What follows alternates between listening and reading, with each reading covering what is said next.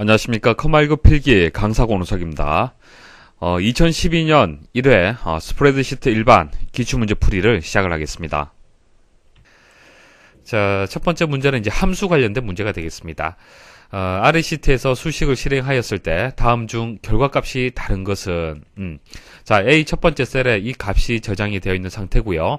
자, A 첫 번째 셀의 값을 가지고 와서 처리한 결과가 다른 것을 찾아라. 그런 문제가 되겠습니다. 일단 수식을 보시면은 함수가 이용되었다는 것을 알 수가 있습니다. 그래서 각각의 함수에 대해서 여러분들을 아셔야만 결과를 찾아낼 수가 있겠죠. 자, 각각의 함수를 먼저 설명을 드리고요. 이제 각 보기들을 이제 결과를 한번 찾아보도록 하겠습니다. 자, len 함수는 뭐죠? 자, len 함수는 길이, 그러니까 문자의 수가 되는 거죠. 문자의 수를 반환하는, 문자의 수를 찾는 그런 함수가 되겠습니다. 그래서 length라는 그 0단어를 일단 여러분들이 기억을 하시면요, 여러 함수들하고 구분하기 좀 쉬울 겁니다. 그래서 length라는 단어에서 앞부분을 땄죠. 그래서 len 함수라고 보통 읽는데요, 문자의 수를 뜻하는 그런 함수가 되겠습니다. 자, 그 다음 int 함수는 정수화시키는 겁니다. 정수화시키는데요, 가장 가깝고 작은 정수로 바꿔주는 겁니다. 자, 예시를 보시면은 이해하기 쉬울 겁니다. 만약 8.9라는 숫자를 int로 묶었다. 자, int로 함수로 묶게 되면은 8이 되는 거예요. 왜 그렇습니까? 정수화를 8.9에서 시킬 수 있는 수가 어떤 수입니까? 자, 작은 수는 8이고요. 큰 수는 9잖아요. 그쵸? 8 아니면 9로 정수화를 시킬 수가 있는데 왜 8이냐? 그것은 가장 가깝고 작은 정수라고 했기 때문에 그렇습니다. 작은 정수라고 그랬잖아요. 그쵸? 그래서 8이 되는 거예요. 9는 안 되고. 자, 그 다음 마이너스 8.9는 어떻게 되겠습니까? 자, 마이너스 8.9에서 큰 값은 얼마죠? 마이너스 8이죠. 작은 값은 마이너스 9가 되는 겁니다. 그래서 가장 가깝고 작은 정수라고 했기 때문에 마이너스 8.9의 인트의 결과는요, 마이너스 9가 되는 거예요. 됐죠? 그래서 인티저라는 정수를 뜻하는 단어의 앞부분을 따왔는 그런 함수가 되겠습니다. 자, 그 다음 트렁케이션은 이제 끝을 잘라낸다라는 그런 의미가 있어요. 자, 앞부분을 떼서 함수로 만들었는데요, 소수점 이하를 절삭한다, 소수점 이하를 내린다. 자, 그런 함수가 되겠습니다. 자, 일단 각각의 함수에 대해서 여러분들 이해를 하셔야 되고, 그리고 라운드 함수 관련된 내용, 자, 라운드라든지 라운드업, 라운드다운 다들 아시죠? 반올림, 그리고 올림, 내림, 이런 의미가 있습니다. 자, 각각의 수식 한번 결과 보도록 하겠습니다. 항상 이제 괄호로 되어 있을 때는 안쪽의 괄호의 함수를 먼저 수식을 처리를 하셔야겠죠. 자, int를 취했네요. A 첫 번째 셀의 값을 int를 취했습니다. 자, 근데 A 첫 번째 셀은 실수가 아니잖아요. 정수잖아요. 그죠? 정수기 때문에 어차피 int를 취해도 결과는 동일합니다. 자, 이렇게 동일하고요. 자, len 함수를 이용을 했네요. len 함수는 문자의 길이죠. 개수가 되는 겁니다. 그래서 하나, 둘, 셋, 넷, 다섯, 여섯, 일곱, 여덟. 그래서 8이 반환이 되는 겁니다. 여기까지. 자, 그 다음 여기서 여기까지 또 처리를 해야겠네요. 3에서 8을 빼게 되면 마이너스 5가 되는 거죠. 그래서 결과적으로 라운드 함수 A 첫 번째 셀을 마이너스 5로 값을 준 겁니다. 마이너스 5. 자, 마이너스 5의 의미는 뭐죠? 마이너스 5의 의미. 자, 보통 그냥 숫자 2를 주게 되면은, 자, 123.456이잖아요. 그죠? 2로 주게 되면은 소수 둘째 자리까지 표현하라는 얘기예요. 소수 둘째 자리. 자, 소수 둘째 자리까지 표현하려면은 셋째 자리에서 반올림 해야 되잖아요. 그쵸? 그런 의미가 되는 겁니다. 그러니까 숫자 2라는 것은 소수 자리수 둘째 자리까지 표현하라는 얘기예요. 자, 그 다음 마이너스일 때. 자, 마이너스일 때는 소수 자리수를 얘기하는 것이 아니고요. 0이 두 개 되도록 만들라는 얘기입니다. 결과적으로 100의 자리 형식으로 표현하라는 얘기예요. 이해하시겠습니까?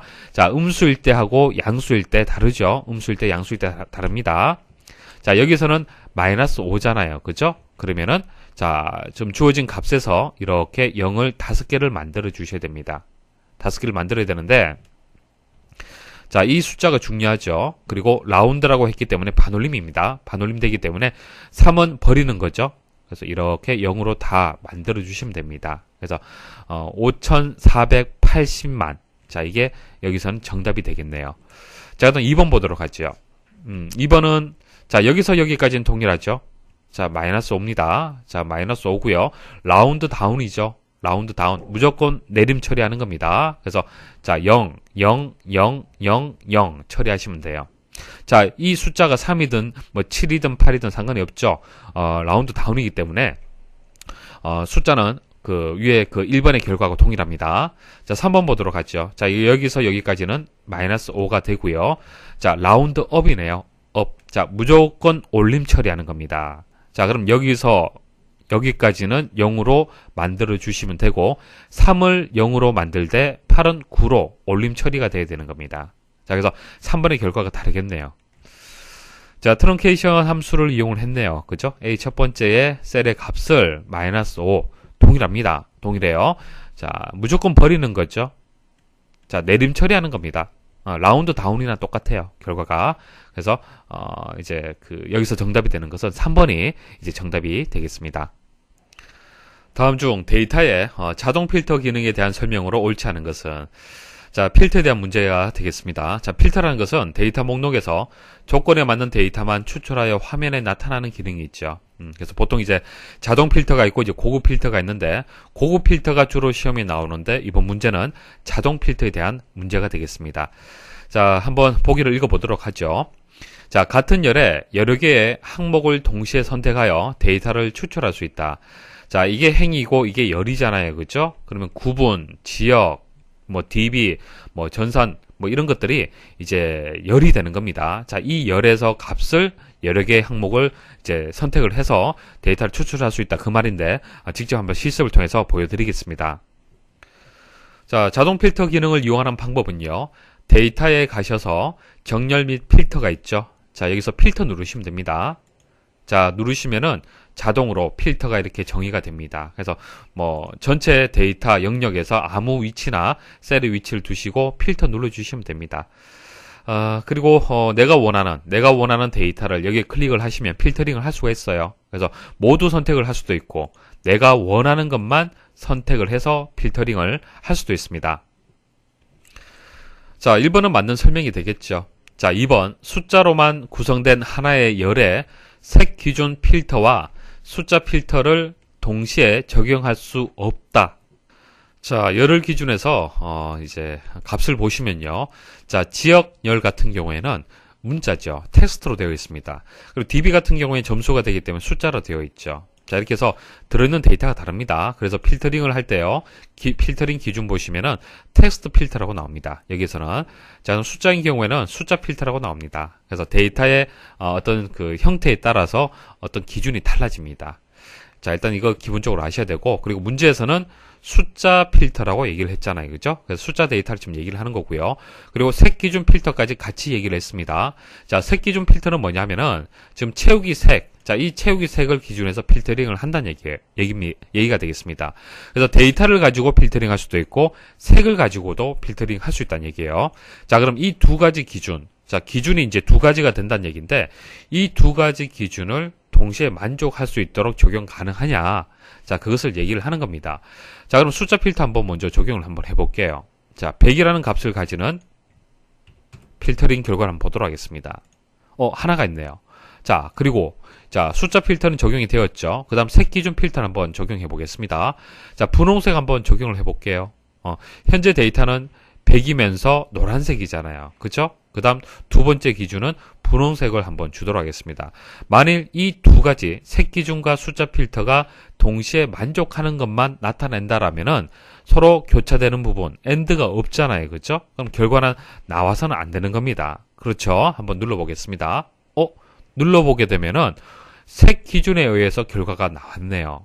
자, 그 말은 무슨 얘기냐면은 숫자 필터는 적용이 해제가 돼버리는 겁니다. 해제가 되고요. 두 번째 적용한 색 기준 필터만 적용이 된다는 얘기입니다. 자, 다시 이 상태에서 자, 100이라는 숫자를 한번 줄게요. 자, 어떻게 되었습니까? 100이란 값을 가지는 필터만 또 적용이 되었네요. 그래서 이 두 가지의 필터의 조건을 동시에 만족하는 것을 구할 수가 없습니다. 마지막에 정의되는, 마지막에 구현되는 필터의 기능만 적용이 된다는 얘기입니다. 자, 그래서 2번에서 숫자로만 구성된 하나의 열에 색 기존 필터와 숫자 필터를 동시에 적용할 수 없다라는 설명이 맞습니다. 자, 3번. 같은 열에 날짜, 숫자, 텍스트가 섞여 있으면 텍스트 필터가 적용이 된다. 자, 비고를 보시면은 날짜, 숫자, 텍스트, 날짜, 숫자, 텍스트 이런 식으로 혼합되어 있습니다. 자, 이것을 한번 클릭을 해볼게요. 클릭을 해보니까 텍스트 필터가 아니죠. 날짜 필터라고 나와 있습니다. 자, 그런데 이렇게 혼합되어 있을 때는 무조건 날짜 필터가 되느냐? 또 그것도 아닙니다. 자, 보세요. 자, 숫자를요. 날짜를 대신해서 숫자를 한번 이렇게 일부분을 수정을 해보겠습니다. 자, 그리고 다시 한번 보도록 할게요. 클릭을 하니까 숫자 필터로 바뀌었네요. 자, 다시. 자, 그럼 텍스트를 제가 한번 이렇게 여러 개를 한번 만들어 보겠습니다. 자, 이제 텍스트 필터로 바뀌었어요. 자, 어떤 기준에서 이렇게 바뀌겠습니까? 그렇죠. 데이터가 혼합되어 있을 때는 많은 데이터 기준에서 필터링을 하는 겁니다. 여러분 상식적으로 생각해 보시면 되겠죠. 데이터 양이 많을 때는 데이터가 혼합되어 있을 때는 많은 양의 데이터 형식의 기준에 의해서 필터링 하는 것이 가장 좋을 거 아닙니까? 그죠? 그래서 무조건 텍스트 필터가 아니고요. 데이터의 개수가 많은 기준에 의해서 필터링이 되는 겁니다. 자, 그래서 3번은 텍스트 필터라고 했기 때문에 틀렸습니다. 자, 4번 필터를 이용하여 추출한 데이터는 항상 레코드, 그러니까 행 단위로 표시된다. 자, 이것도 맞죠. 자, db 100이다. 100점의 db를 필터링 하겠다. 그러면은 이 데이터만 필터링 되는 것이 아니라 행 전체가 필터링 되는 거잖아요. 그죠? 레코드 단위로 해서 표시가 되는 겁니다. 그래서 4번에 대한 설명도 맞습니다. 다음 VBA 배열 선언문에 대한 설명으로 옳지 않은 것은, 자, 배열 선언문은 이 부분이 되는 건데요. 일단 그 변수 선언에 대해서 다시 한번 설명 좀 드리겠습니다. 자, 우리가 프로그래밍을 할 때 변수라는 것을 사용을 합니다. 그래서 A라는 변수, 자, A라는 변수는 1 더하기 2라는 값을 저장을 하겠다. 그래서 값을 담을 수 있는, 저장할 수 있는 공간을 변수라고 합니다. 자, 그럼 이 변수를 이렇게 처리문에서 이용을 하려면요, 먼저 선언을 해야 됩니다. 자, 선언을 할 때는 dim으로 시작을 해야 되고요. 자, 변수의 이름 주시고요. as 뒤에는 자, 그 변수의 형식, 그러니까 데이터 형식을 정해 주셔야 돼요. 그래서 인티저라고 하게 되면은 정수를 뜻하는 겁니다. 그래서 A라는 이름으로 해서 정수의 값을 받을 수 있도록 정의를 하겠다, 선언을 하겠다, 이런 의미가 되는 겁니다. 자, 그래서 이게 이제 일반적인 변수가 되는 거고요. 그래서 이제 배열은 어떨 때 사용이 되느냐? 자, 만일 변수를 A라는 변수, dim A as integer, dim B as integer, dim C as integer, dim D as integer 이런 식으로 4개의 변수를요, 인티저라는 데이터 형식으로, 같은 형식으로 해서 같은 유형으로 만일 정의를 한다. 그러면 이렇게 4줄로 입력을 해야 되잖아요. 그렇죠? 자, 그런데 이것을 4줄로 입력하는 것이 아니고요. 그냥 이름을 적당하게 주고요. 4개 이렇게 주시면 됩니다. 그리고 dim, 선언하는 방식은 동일해요. as integer. 자, 이렇게 주시면은 조금 전 4줄로 입력했던, 4줄로 선언했던, 변수를 선언했던 거와 동일합니다. 그래서 이것을 배열이라고 얘기를 하는 겁니다. 자, 배열은요, 동일한 데이터 유형, 여기서는 인티저가 되겠죠. 자, 동일한 데이터 유형을 여러 개 사용하는 경우, 자, 모든 데이터를 하나의 변수 이름, 자, 하나의 변수 이름으로 정의해서 사용하는 것을 얘기를 하는 겁니다. 자, 배열 선언할 경우 변수 이름 다음에 괄호를 만들어서 크기를 입력을 하시면 돼요. 여기서 4라는 크기를 줬잖아요. 그죠? 자, 이렇게 선언하게 되면 어떻게 되냐면은 공간에 이렇게 4개가 만들어집니다. 자, 변수 이름은 이렇게 되겠죠. 자, 여기서 4라는 것은 크기가 되는 거예요. 요소의 크기. 자, 그래서 이렇게 하나, 둘, 셋, 넷, 4개가 있는 겁니다. 그래서 일반 변수는 하나잖아요. 그죠? 하나가 되고, 배열은 여기에 요소의 크기를 주시면은 여러 개를 한 번에 만들 수가 있습니다. 그래서 변수는 이제 단독 주택이라고 보시면 되고요. 배열은 아파트다, 그렇게 보시면 됩니다. 그래서 각각의 이제 위치 값이 있겠죠. 위치 값이 있는데요. 자, 이게 0번째 위치가 되고요. 그 다음에 이게 첫 번째, 이게 두 번째, 세 번째가 됩니다. 그래서 값을 저장을 할 때는요.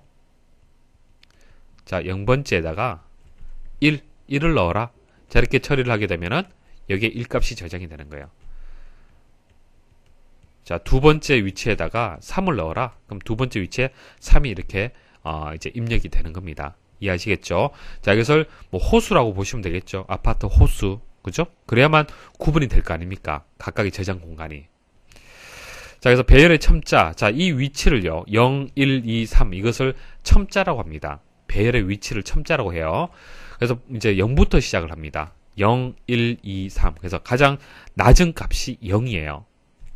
자, 그런데 이제 4라고 이제 보통 이제 주기 때문에 일반적으로 우리가 생각을 할 때는 그 4개의 요소라고도 하지만은 1에서 4까지다. 1에서 4까지다. 이렇게 생각할 수도 있잖아요. 그죠? 그래서 옵션 베이스 1이라고 선언을 하면요. 배열의 첨자는 1부터 시작이 됩니다. 자, 0이 아니고요. 1부터 시작이 돼요.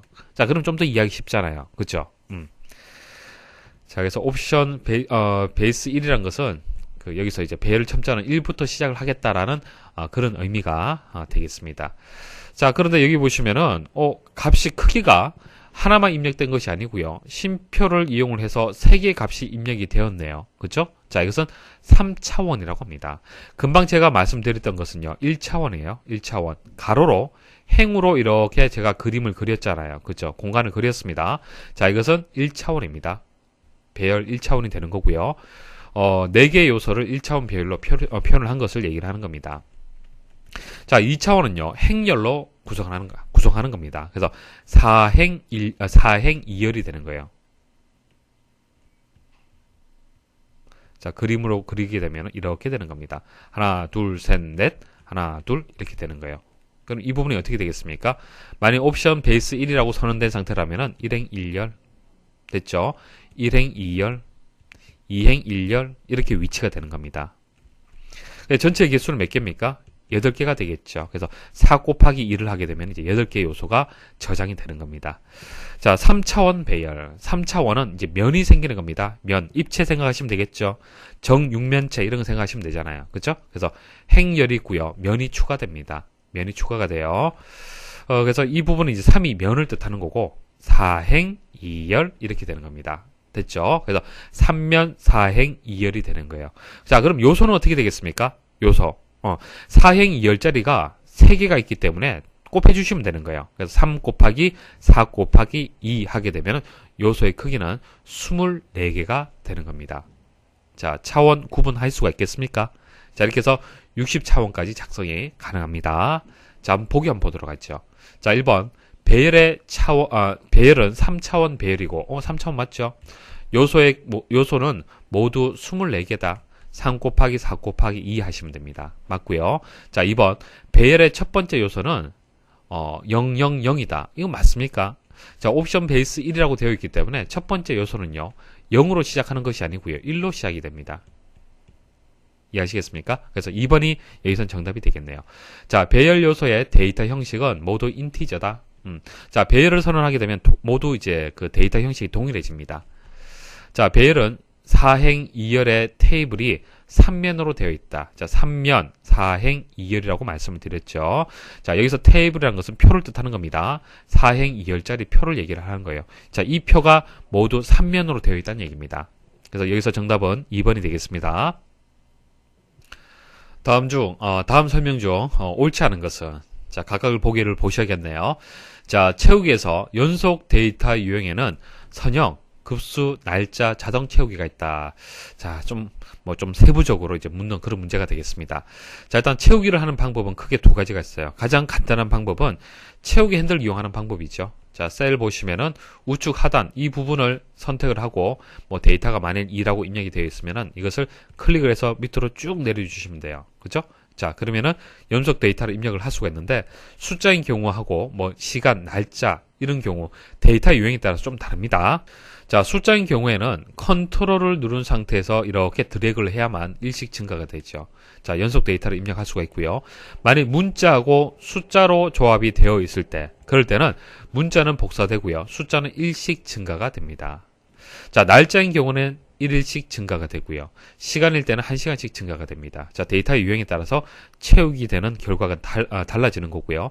자, 이런 방법은 가장 간단한 방법이고, 자, 여기서 얘기하는 것은 채우기 메뉴를 이용한 연속 데이터 입력 방법을 지금 얘기를 하는 겁니다. 자, 값이 입력된 상태고요. 자, 채우기 핸들을 이용을 해서 컨트롤 누르고 쭉 드래그를 하시면은 이렇게 값을 채울 수도 있습니다. 자, 이렇게 채우는 것이 아니고요. 저 문제에서 얘기하는 것은 메뉴를 이용하는 방법을 얘기를 하는 겁니다.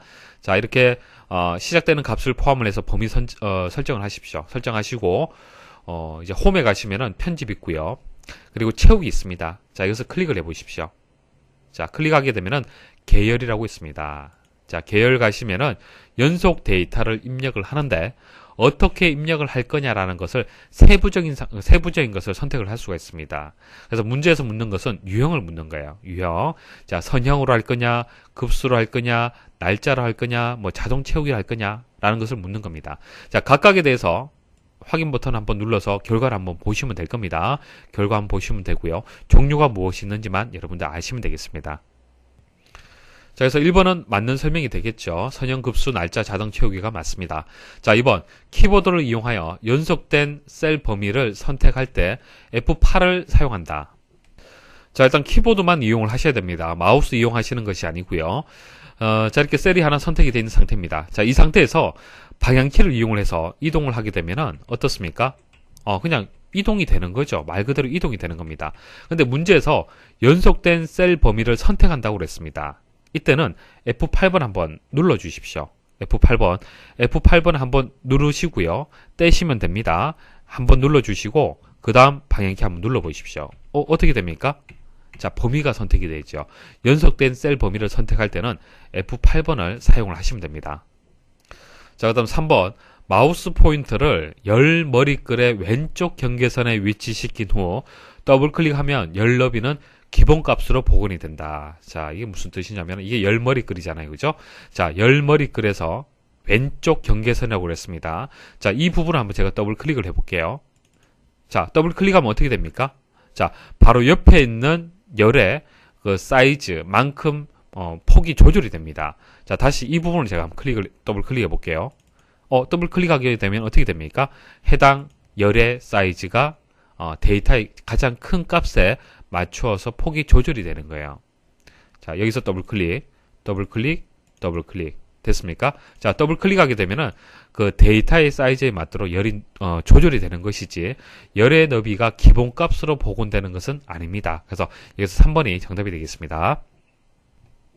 자, 4번 열 머리글을 선택한 후 숨기기를 하면 열 너비가 0으로 된다. 자, 이거 선택하고 한번 숨기기 적용해 보겠습니다. 자, 숨기기 적용하게 되면은 중간에 이제 열이 없어졌죠. 자, 없어진다는 그 의미가 무슨 뜻이냐면은 열의 너비가 0으로 됐다는 것과 동일합니다. 자, 제2열 제가 한번 열 너비를 한번 0으로 한번 바꿔볼게요. 자, 그리고 확인 버튼 눌러보겠습니다. 어떻게 되는지 잘 보십시오. 자, 합계가 사라지죠. 이게 숨기기 된 겁니다. 자, 이것을 범위 선택을 하고 오른쪽 클릭 숨기기 취소 한번 눌러보십시오. 자, 다시 나타났죠. 그래서 4번에 대한 설명은 맞습니다. 다음 시트에서 1학년 학생들의 국어 평균을 구하려고 할 때 수식으로 옳지 않은 것은, 자, 여기 데이터가 있고요. 1학년 학생의 이제 평균을 여기서 구해줘야 됩니다. 근데 여기서는 이제 배열 수식을 이용을 했습니다. 물론 배열 수식을 이용하지 않고요. 일반 수식을 이용을 해도 구할 수는 있습니다. 그래서 이제 일단 배열 수식에 대해서 먼저 말씀을 좀 드릴게요. 자, 배열 수식은요, 배열을 이용해서 이제 작성한 수식을 얘기를 하는 겁니다. 그래서 일반적인 수식을 입력을 하고, 그리고 Shift, Ctrl, Enter를 누르시면 돼요. Shift, Ctrl, Enter를 동시에 누르시면은 이렇게 바깥쪽에 괄호가 추가로 생깁니다. 이것은 자동으로 생기는 것이죠. 여러분들이 직접 입력하는 것이 아니고 등호부터 해서 이렇게 수식 입력하시고 엔터 입력하시는 것이 아니라 컨트롤 시프트 누르고 엔터를 입력을 하셔야 돼요. 그래야만 엑셀에서 배열 수식이라고 인식을 하는 겁니다. 그래서 문제를 잘 분석을 하시면요. 평균을 구하는데요. 한 가지 조건이 아닙니다. 한 가지 조건일 때는 그 배열 수식을 이용할 필요가 없습니다. 그렇지만은 여기서 학년이 1학년이고 그리고 국어 점수고, 자, 이렇게 조건이 두 개가 있어요. 그죠? 자, 두 개가 있기 때문에 배열 수식을 일단 여러분들 생각을 하셔야겠습니다. 자, 그럼 첫 번째 한번 그 보기를 한번 보도록 하죠. 자, 바깥쪽에 이제 에버리지에서 이제 평균을 구하는 겁니다. 평균을 구하는 거고요. 근데 조건이 나와 있잖아요. 그죠? 그래서 if문이 들어가줘야 됩니다. 그래서 조건을 먼저 처리를 해주고, 그리고 그 결과를 가지고 평균값을 구해줘야 됩니다. 그래서 안쪽에 if문이 들어가는 거예요. 그래서 if문을 조건을 주는 거죠. 자, 조건을 주는데요. 자, A 두 번째부터. 자, 여기서 여기까지의 값들 중에서 1학년 라고 조건을 줬습니다. 자, 1학년일 때 그때의 여기 있는 값을 어떻게 찾아라는 뜻이죠. C 두 번째에서 C 네 번째가 되겠습니다. 그래서 이제 1학년인 경우가 이 값하고 이 값이 1학년이잖아요. 그죠?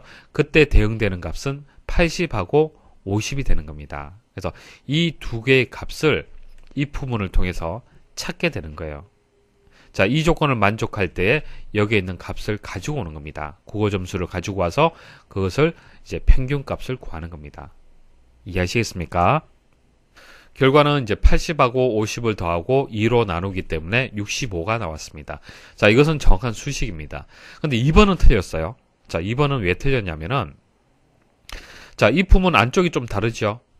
자, if문을 사용하지 않고요. 곱하기 연산자를 이용을 했습니다. 그래서 자, 여기에 있는 값하고 여기에 있는 값을 곱하라는 얘기예요. 자, 이 연산이 왜 틀렸냐면요. 자, 비슷한 것 같지만 틀렸습니다. 보세요. 이런 뜻입니다. 자, 이 부분을 먼저 말씀을 드리면요. 자, 여기서 여기까지잖아요. 그쵸? 1학년. 자, 1학년을 찾는 겁니다. 자, 여기 1학년 있고 여기 1학년 있잖아요. 그죠? 자, 그럼 같은 값을 찾았으면 이것은 true예요. true. 그죠? 자, 이것도 true입니다. true는 1을 뜻합니다. 1 값을 뜻하는 거예요. 그 다음 C 두 번째에서 C 네 번째. 자, 이 값하고 어떻게 하라? 곱하라고 한 거잖아요. 그쵸? 자, 그럼 어떻게 되냐면은 1 곱하기 80. 그래서 이것은 80이 되고요. 자, 그 다음 이건 false잖아요. false. 그래서 이것은 0이 됩니다. 0 곱하기 80이 되는 거예요. 0이 되고요. 자, 1 곱하기 50이 되기 때문에 50이 되는 겁니다. 그래서 이것을 어떻게 하느냐? 평균을 구하라는 얘기예요. 자, 그러면은 1번 같은 경우에는 조건문에 의해서 이 두 개의 값만 찾아서 2로 나누어서 평균을 구했지만은 이 결과는요.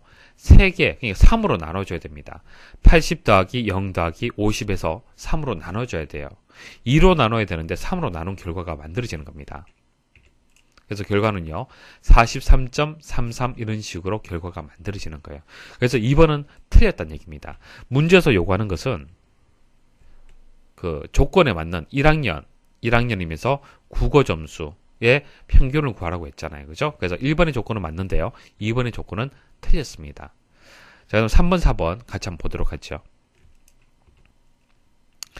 자, 3번을 설명을 드리려면은 그 average 하고요. 뒤에 if문이 붙는 if가 붙는 함수를 알고 계셔야 됩니다. 우리 저 sum은 뭡니까? 합을 구하는 거고 if가 붙게 되면은 이 조건에 만족하는 합을 구하는 거죠. 모든 합을 구하는 것이 아니고 조건을 만족할 때 그때의 합을 구하는 겁니다. 마찬가지입니다. average if도요. 조건을 만족하는 그때의 평균을 구하라는 얘기예요. 자, 한번 보도록 하죠. 그러면 A 두 번째에서 A 네 번째. 자, 이게 일단 범위가 들어오는 거예요. 조건의 범위를 먼저 설정을 하는 겁니다. 자, 이게 조건의 범위죠. 그 다음 조건 들어갑니다. 1학년. 자, 1학년 찾는 거죠. 그 다음 C 두 번째에서 C 네 번째. C 두 번째에서 C 네 번째. 자, 이 조건을 만족할 때의 값을 가지고 오라는 얘기예요. 그래서 80하고 50만 가지고 오는 겁니다. 그리고 평균을 구하기 때문에 1번의 결과하고 동일합니다. 자, 그리고 average하고 if까지는 이해를 했는데 s가 붙었네요. s까지 붙었습니다. 자, 다른 것이 아니고요. s가 붙은 것은 복수의 의미가 있잖아요. 그죠? 그래서 average if에서 s가 붙게 되면 여러 조건을 모두 해당하는 평균을 구할 수가 있습니다. 여러 조건. 그래서 평균의 범위를 주고요.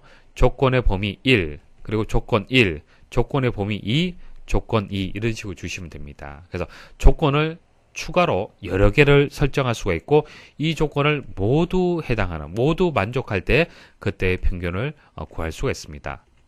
자, 그런데 여기서는 4번은 어떻습니까? 자, 조건이 하나밖에 없네요. 그죠? 자, 그래서 자, 우리가 평균을 구할 범위 C 두 번째에서 C 네 번째. 자, average if하고 average if s가 붙는 것은 자, 형식이 다릅니다. 평균의 범위가 먼저 앞으로 와요. 그리고 조건의 범위하고 조건은요, 뒤에 붙습니다. 이렇게 다릅니다. 그래서 앞부분에 평균을 구할 이제 범위가 먼저 이렇게 나오는 거죠. 자, 그 다음 조건이 나오는데요. 이게 조건 1이 되는 거잖아요. 그죠? 근데 조건 2는 없습니다. 없기 때문에 조건 1을 만족할 때만 구해주시면 되는 거예요. 그래서 A 두 번째에서 A 네 번째가 1학년이냐?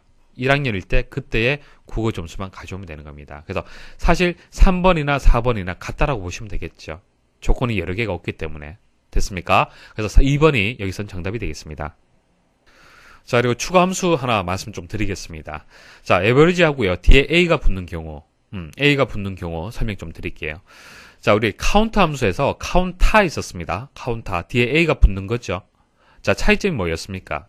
자, 그냥 카운트하고 차이점은 데이터가 있는 셀의 수를 구하는 거죠. 그냥 수를 구하는 것이 아니고요. 데이터, A를 데이터로 연상을 해라 그렇게 말씀을 드렸습니다. 자, 데이터가 있는 셀의 수를 구하는 거예요. 카운터는. 자, 마찬가지입니다. 에버리지하고 뒤에 A가 붙게 되면요. 데이터가 있는 셀 수로 해서 나누어서 평균을 구하는 거예요. 자, 그냥 에버리지에서 C 첫 번째에서 자, C 네 번째까지 평균을 구한다. 그러면은 데이터가 숫자가 들어있는 것은 3개밖에 없잖아요. 그죠? 3개밖에 없기 때문에 80 더하기 80 더하기 50에서 3으로 나눠서 70이라는 결과가 나와요. 그냥 에버리지 함수를 이용하게 되면은. 근데 에버리지 하고 뒤에 A가 들어가서 이렇게 범위 설정을 하잖아요. 그죠? 자, 그럼 데이터가 들어있는 것은 4개 다 들어있잖아요. 그죠? 그래서 다 더하고 난 뒤에 4로 나눈 결과를 얻게 되는 겁니다. 자, 그래서 에버리지 함수하고 에버리지 A 함수하고는 차이가 있습니다. 데이터가 있는 셀의 수로 나누는다. 숫자가 들어있는 셀의 수로 나눈다. 그 차이가 있습니다. 다음 중 서식 파일에 대한 설명으로 옳은 것은 자, 서식 파일의 정의 먼저 말씀을 드릴게요. 자, 서식 파일은 양식이라고 보시면 됩니다. 여러분들이 만일 주소록이라는 양식을 하나 만들었습니다. 자, 이 주소록의 양식을 뭐 학교에서 후배들도 계속 이 양식대로 만일 뭐 사용을 했으면 좋겠다. 그러면은 자, 이것을 서식 파일로 정의를 하시면 되는 거예요. 그래서 뭐 템플릿, 뭐 양식 이런 의미로 보시면 되겠습니다. 자, 일정한 형식이나 스타일을 적용하여 만들어 놓은 문서를 서식 파일이라고 얘기를 하고요. 서식 파일은 여러분들이 직접 만들 수도 있고요. 엑셀에서 기본적으로 또 제공하는 서식 파일도 있습니다. 자, 보여드리겠습니다. 자, 여러분들 보통 엑셀 작업을 할 때는 이렇게 비워진 시트에서 작업을 하잖아요. 그죠? 자, 이렇게 작업하는 것이 아니라 미리 만들어진 서식 파일을 가지고 와서 작업을 할 수 있습니다. 자, 새로 만들기 가시면요. 자, 서식 파일이라고 그래서 여기 보시면은 뭐 설치된 서식 파일, 내 서식 파일 이런 메뉴들이 있습니다. 자, 설치된 서식 파일에 가시면요. 미리 엑셀에서 만들어둔 이런 양식들이 있습니다. 자, 양식 선택을 하시고 만들기 버튼만 눌러주시면 돼요. 그러면 이 양식에 맞춰서 그대로 데이터만 입력을 하시면 됩니다. 자, 만일 여러분들이 직접 서식 파일을 만들고 싶다. 자, 그것도 가능합니다. 자, 다른 이름으로 저장 가시면요. 다른 형식이 있습니다. 클릭하시고요. 확장자가 다릅니다. 일반적인 통합 문서하고 다르기 때문에 확장자를 다른 것을 선택을 하셔야 됩니다. 자, 조금 내려주시면요. 엑셀 서식 파일이라고 해서 있습니다. 그리고 엑셀 매크로 사용 서식 파일도 있습니다. 자, 일단 엑셀 서식 파일 선택을 하겠습니다. 확장자 명이 다르죠. 그리고 폴더가 지정이 되는데 템플릿이라는 폴더가 자동으로 지정이 됩니다. 템플릿. 자, 서식이 되겠죠. 그래서 서식 폴더가 따로 있어요. 이 폴더에 저장을 하는 겁니다. 그래서 이름 주시고 저장 버튼 누르시면 됩니다. 자, 보기 한번 보도록 하겠습니다. 자, 일반적인 서식 파일의 확장자는 XLAX이고, 자, 여기서 A가 아닙니다. 자, 매크로가 포함된 서식 파일도 있고, 일반적인 서식 파일이 있는데요. 일반적인 서식 파일은요, 템플릿에 T를 가지고 와서 T가 들어가줘야 돼요. T. A가 아니고 T입니다. 자, 매크로가 포함된 것은 마지막에 M이 들어가줘야 됩니다. 그래서 TM이 돼야 되는데, AM이라고 했잖아요. 그죠? 그래서 1번은 틀렸습니다. 자, 2번. 사용자가 작성한 서식 파일은 기본적으로 템플릿 폴더에 저장이 된다. 자, 금방 보여드렸고요. 그래서 정답은 2번이 되겠습니다. 자, 3번. 기본 서식 파일을 새로 만들려면 워크시트는 시트, 그리고 통합 문서는 books로 파일명을 지정한다. 자, 이거 맞는 것 같은데 설명 좀 드릴게요. 틀렸습니다. 자, 일단 기본 서식 파일이 뭐냐면요. 자, 서식 파일은 여러분들이 얼마든지 많이 만들 수가 있습니다. 그죠? 만들 수가 있는데요. 기본이라고 붙었잖아요. 그죠? 자, 그래서 통합 문서라든지 워크시트를 만들 때요. 다른 특정 서식 파일을 여러분들이 지정하지 않으면요. 지정이 되는 기본 서식 파일을 얘기를 하는 겁니다. 그래서 엑셀에서 기본적으로 되어 있는 서식 파일을 가지고 와서 만들기 때문에 특수한 이름, 정해진 이름, 그리고 폴더에 저장이 되어 있어야 됩니다. 그래서 기본 서식 파일은요, 폴더명이 XL 스타트라는 폴더에다가 저장을 해야 되고요. 파일명은 book, 그리고 워크시트는 시트라는 이름으로 해서 정의가 되어 있어야 됩니다. 그래서 여기서 S가 붙었는데 S가 붙으면 안 돼요. 그래서 3번이 틀렸습니다. 자, 4번. 행렬 시트 등을 숨기거나 워크시트 셀을 변경하지 못하게 통합 문서를 보호하여 서식 파일을 작성할 수 없다. 아닙니다. 작성 가능합니다. 자, 행렬 시트 등을 숨기거나 통합 문서를 보호하여 서식 파일을 작성 가능합니다. 그러니까 제한이 없단 말이에요. 아시겠습니까? 그래서 된다라고 여러분들 기억을 하셔야겠습니다. 그래서 여기서는 2번이 정답이 되겠습니다. 다음 서식 코드를 데이터에 사용자 지정 표시 형식으로 설정한 후 표시되는 결과로 옳지 않은 것은 우리가 데이터를 표현을 할 때요. 엑셀에서 정해둔 그 형식으로 할 수도 있지만은 사용자 지정 표시 형식을 또 이용을 할 수도 있습니다. 자, 보세요. 자, 여기에다가 데이터를 1, 2, 3이라고 입력을 했습니다. 자, 이 1, 2, 3이 숫자일 수도 있고 문자일 수도 있고 다양한 형식을 가질 수가 있어요. 자, 오른쪽 클릭하시면은 이제 셀 서식이 있습니다. 셀 서식에 가시면은 표시 형식이라고 있죠. 표시 형식. 여기에 기본적으로 제공이 되는 범주가 있고요. 사용자 지정에 가시면은 여러분들이 원하는 대로 변경을 할 수 있습니다. 그래서 보기에 있는 거 하나만 제가 한번 입력을 해 볼게요. 자, 샵 들어가고요. 쉼표 샵샵 0이 들어갔습니다. 그리고 확인 버튼 눌러볼게요. 자, 확인 버튼 누르시면은 서식 코드에 따라서 이렇게 결과가 달라진다는 것을 알 수가 있습니다. 자, 그리고 문제에서 보시면은 그 열의 너비는 기본값인 8.38이라고 그랬습니다. 자, 열의 너비 보시면은 8.38이 기본값이에요. 기본값인데요. 이 값을 그대로 두고 하라는 얘기입니다. 왜 이런 얘기가 나오면은 열의 너비가 커지잖아요. 그죠? 커지면 보시면 아시겠지만은 열의 너비만큼 어떻게 되는 거예요? 어떤 그 하이픈, 기호가 더 늘어나죠. 그죠? 그래서 기본 사이즈를 두고 하라는 얘기입니다. 자, 일단 문제를 푸시려면은 각각의 서식 코드를 이해를 하셔야 됩니다. 자, 샵하고 0. 자, 이것은 뭐 계속 말씀을 드렸던 내용이죠. 자, 유효 자리수만 이제 나타내는 건데 샵 같은 경우에는 유효하지 않은 자리가 있으면 표시하지 않고요. 자, 0은 0으로 표시하는 겁니다. 자, 예시를 보고 이해를 하시는 게 가장 좋겠죠. 자, 34.567이라고 값을 입력을 했습니다. 그리고 서식 코드는 이렇게 입력을 했습니다. 자, 그럼 결과는 이렇게 바뀌는데 왜 이렇게 바뀌느냐? 일단 소수점을 기준해서 소수 아랫부분 그리고 정수 부분 나눠서 생각을 해보십시오. 자, 샵이 3개잖아요. 그죠?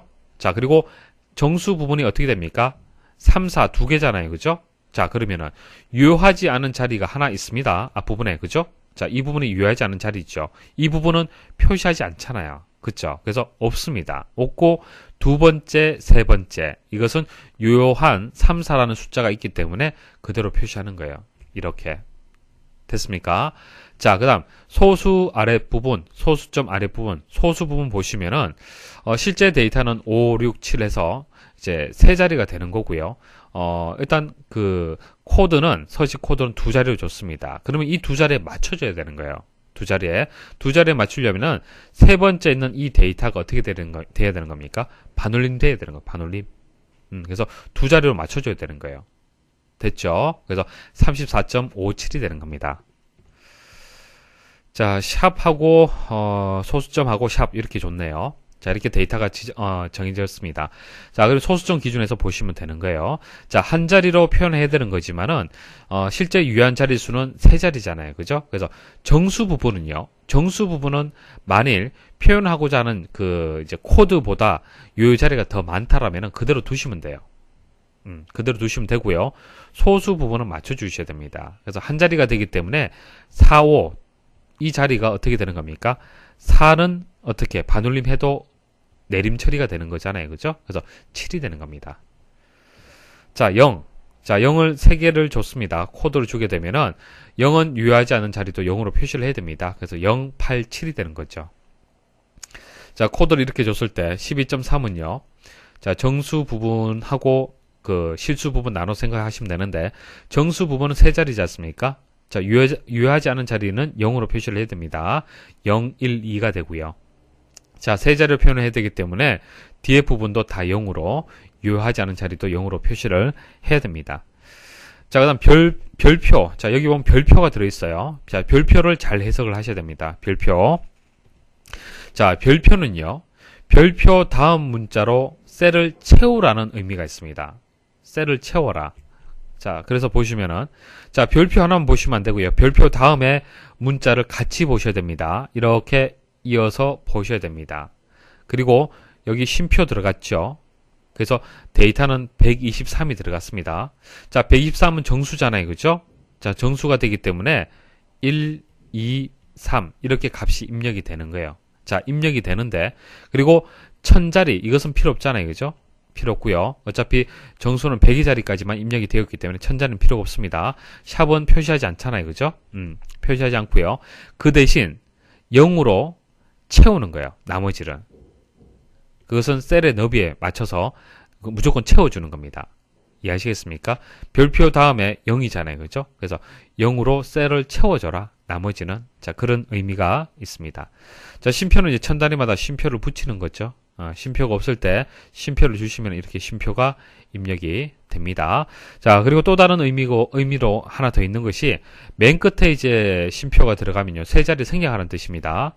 자, 이게 샵하고 쉼표가 들어가면은 끝에 3자리가 생략이 되는 거예요. 자, 이렇게 반올림이 되는 거죠. 그래서 마지막에 6이 7로 이렇게 바뀌게 되는 겁니다. 자, 서식 코드 이렇게 말씀을 드리고 여기서 중요한 것은 별표의 그 어떤 의미를 정확하게 이해를 해야만 문제를 풀 수가 있습니다. 자, 하나하나 설명을 드릴게요. 자, 데이터는 123이 들어갔습니다. 자, 그러면 여기서 여기까지 먼저 한번 생각을 해 보십시오. 자, 쉼표가 들어갔는데 데이터가 1000단위가 아니기 때문에 의미가 없죠. 의미가 없고요. 그대로 123이에요. 자, 123인데 별표가 들어갔기 때문에 다음 문자를 보셔야 됩니다. 같이. 자, 다음 문자로 나머지는 이렇게 채워주셔야 돼요. 이건 맞죠? 자, 2번 보도록 하겠습니다. 자, 이 부분 그대로 생각하시면 되고. 자, 별표 다음에 0으로 채워주셔야 되는데 어떻게 되었습니까? 별표로 채웠네요. 자, 이게 0으로 채워져 있어야 돼요. 그래서 2번이 틀렸습니다. 자, 3번 보도록 하죠. 자, 이거 그대로 표시하시면 되고. 별표 다음에 별표 들어왔네요. 그렇기 때문에 별표로 채워주시면 됩니다. 자, 4번. 자, 이것도 그대로 입력하시면 되고. 근데 마이너스잖아요. 그죠? 마이너스가 되기 때문에 마이너스는 일단 붙어야 됩니다. 마이너스 붙어야 되고요. 그 다음 별표로 채워주시면 돼요. 나머지는. 자, 부호가 제일 먼저 오고 정수하고 부호 사이에 자, 이렇게 별표로 채워주시면 되겠습니다. 그래서 2번이 정답이 되겠습니다.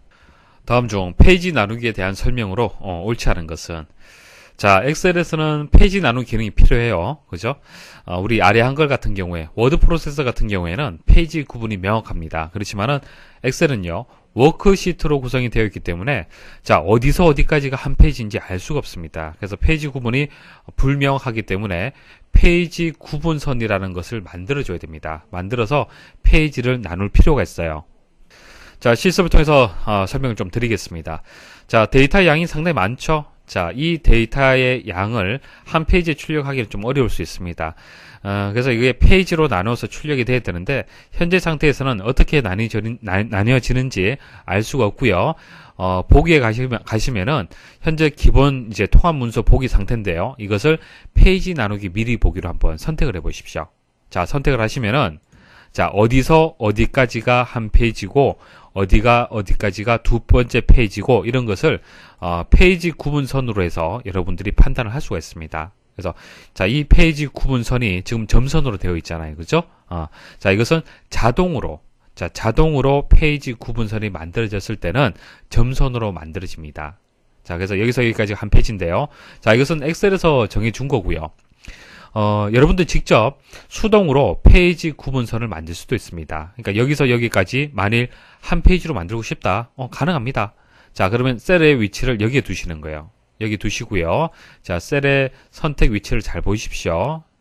자, 이 부분입니다. 여기를 일단 선택을 하십시오. 선택하시면은 셀의 왼쪽 상단, 자, 이 꼭지점 있죠. 이 점을 교차점으로 해서 페이지가 나뉘게 됩니다. 자, 페이지 레이아웃에 가시면은 페이지 설정에 보시면 나누기 있습니다. 나누기 보시면요. 페이지 나누기 삽입이 있습니다. 삽입 한번 해보겠습니다. 자, 어떻게 되었습니까? 자, 제가 선택한 셀을 왼쪽 상단 점을 교차점으로 해서 여기서 여기까지가 1페이지, 그리고 여기서 여기까지가 뭐 2페이지, 이런 식으로 나뉜 것을 볼 수가 있습니다. 자, 이렇게 해서 강제적으로 수동으로 페이지를 나누게 되면은 페이지 구분선이 어떻게 됩니까? 자, 점선이 아니죠. 실선으로 이렇게 만들어집니다. 자, 보기 한번 보도록 하죠. 자, 1번. 페이지 나누기 미리 보기에서 수동으로 삽입된 페이지 나누기는 실선으로 표시된다. 맞죠? 자동일 경우에는 점선입니다. 엑셀에서 자동으로 만들어지는 페이지 구분선은요, 점선이고요. 수동일 때는 실선으로 만들어집니다. 그래서 1번은 맞는 설명이고요. 자, 2번. 행 높이와 열 너비를 변경하더라도 자동 페이지 나누기의 위치는 변하지 않는다. 자, 일단 수동으로 되어 있기 때문에 이것을 제거를 하겠습니다. 제거하는 방법은요, 반대로 하시면 돼요. 일단 위치 선택을 하시고요. 삽입이 아니고요. 제거 누르시면 됩니다. 자, 그럼 자동으로 다시 설정이 되죠. 자, 이 상태에서 자, 이 열의 너비를 더 한번 키워 보겠습니다. 키웠을 때 지금 한 페이지가 여기서 여기까지가 한 페이지잖아요. 그죠? 자, 일단 색을 한번 주도록 하겠습니다. 자, 여기서 여기까지 한 페이지인데요. 자, 이 부분을 제가 한번 느려볼게요. 자, 느리게 되면은 선이 어떻게 됩니까? 자, 지금 그 페이지 구분선이 자, 여기 나와 있죠. 그런데 원래 한 페이지의 그 범위가 다음 페이지로 넘어갔습니다. 이게 무슨 얘기냐면은 엑셀에서 자동으로 페이지를 나누는 것은요, 여러 가지의 설정 상태에 따라서 달라질 수 있습니다. 뭐 여백이라든지 용지의 사이즈에 따라서 한 페이지의 크기는 달라질 수가 있겠죠. 그리고 셀의 너비도 관련이 있습니다. 당연히 관련이 있겠죠. 자, 이 셀의 너비가 넓어지면요, 그만큼 바깥쪽에 있는 것은 다음 페이지에 인쇄가 될 수밖에 없습니다. 자, 이번에 보시면 자동 페이지 나누기의 위치는 변하지 않는다라고 했는데 아닙니다. 변합니다. 이제 내부적인 데이터가 사이즈가 변경이 되면은 그만큼 더 넓어질 수도 있고 페이지가 또 작아질 수도 있습니다. 자, 3번 수동으로 삽입한 페이지 나누기를 제거하려면 페이지 나누기를 페이지 나누기 미리 보기 영역 밖으로 끈다. 자, 이 방법도 가능합니다. 자, 수동으로 이제 페이지 나누기 선을 이렇게 만들었습니다. 이거 없애는 방법이, 자, 두 가지가 있는데요. 자, 먼저 이 선을 없애고 싶다. 그러면 이 선을 클릭을 해서 드래그를 바깥쪽으로 빼버리는 거예요. 바깥쪽으로 빼버리면 이렇게 드래그 앤 드랍을 하게 되면은, 페이지가 없어집니다. 자, 이 방법이 있고요. 자, 또 하나 방법은요. 만들 때처럼 반대로 하는 겁니다. 제거 누르시면 되는 거예요. 아시겠죠? 이렇게 해서 페이지를 구분하는 선을 없앨 수가 있습니다. 그래서 3번은 맞는 설명입니다. 자, 페이지 나누기를 제거하려면은 페이지 나누기 미리 보기 영역 밖으로 끈다. 자, 맞는 설명입니다. 4번 용지 크기, 여백 설정, 배율, 옵션 등에 따라 자동 페이지 나누기가 삽입된다. 뭐 당연한 얘기죠. 자, 여기서 한 페이지라는 기준 자체가 용지의 크기라든지 여백이라든지 배율에 따라서 페이지의 크기는 달라집니다. 그래서 이 설정에 따라서 자동 페이지 나누기가 삽입이 되는 게 맞습니다. 다음 중 차트에 관한 설명으로 옳지 않은 것은, 차트는 차트 영역, 그림 영역, 계열, 항목 축, 갑축, 범례, 제목 등의 개체로 구성되어 있다. 차트의 구성 요소를 좀 얘기를 하는데요. 아래쪽에 예시 보고 설명을 드리겠습니다. 차트를 만들려면 일단 기본적인 데이터가 있어야 됩니다. 자, 이 데이터를 가지고 차트를 아래쪽과 같이 만들 수가 있습니다. 뭐 차트를 만드는 모양에 따라서 다른데요. 기본 형식을 보시면은 일단은 차트 영역과 그림 영역으로 나뉘어져 있습니다. 자, 차트 영역이란 것은 이 차트 전체를 얘기를 하는 거예요. 자, 이게 차트 영역이 되는 거고요. 그림 영역은 차트 영역 내에 이 가로축하고 세로축으로 되어 있는 이 그림 있죠. 이것을 그림 영역이다. 그렇게 얘기를 하는 겁니다. 차트 영역과 그림 영역은 포함이 된다는 것이 맞고요. 그리고 위쪽에 보시면 차트의 제목 있죠. 차트 제목 있고요. 그 다음에 이게 가로축이죠. 가로축을 항목축이라고 합니다. 항목축. 자, 그리고 항목축에 나와 있는 이 제목이 있죠. 이것을 항목축 제목이라고 하는 겁니다. 자, 그리고 세로축 있죠. 세로축. 자, 세로축을 우리는 다른 말로 갑축이다. 갑축. 여기 보면은 0에서 100까지의 숫자가 표시가 되어 있잖아요. 그죠? 각각의 항목에 대한 점수가 이렇게 표시가 되어 있는 겁니다. 값이 되는 것이죠. 그래서 갑축이라 얘기를 하고요. 갑축의 제목. 자, 갑축의 제목도 있습니다. 그리고 오른쪽에 보면 이 전체를 범례라고 합니다. 범례. 그리고 이 각각의 하나하나를 우리는 데이터 계열이다. 그렇게 얘기를 합니다. 그래서 데이터 계열은 범례에 나타나는 내용과 일치합니다. 그래서 데이터 계열은 여기 보시면은, 이제 국어.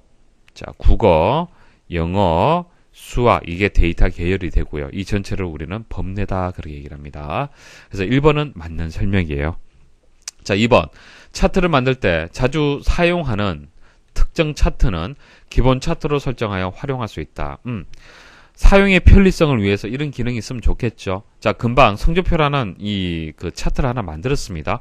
근데 이 형식을 처음에 한번 만들고요. 다음에도 이거 동일하게 만들고 싶어요. 데이터가 바뀌어도 이와 같은 차트 형식으로 만들고 싶습니다. 가능합니다.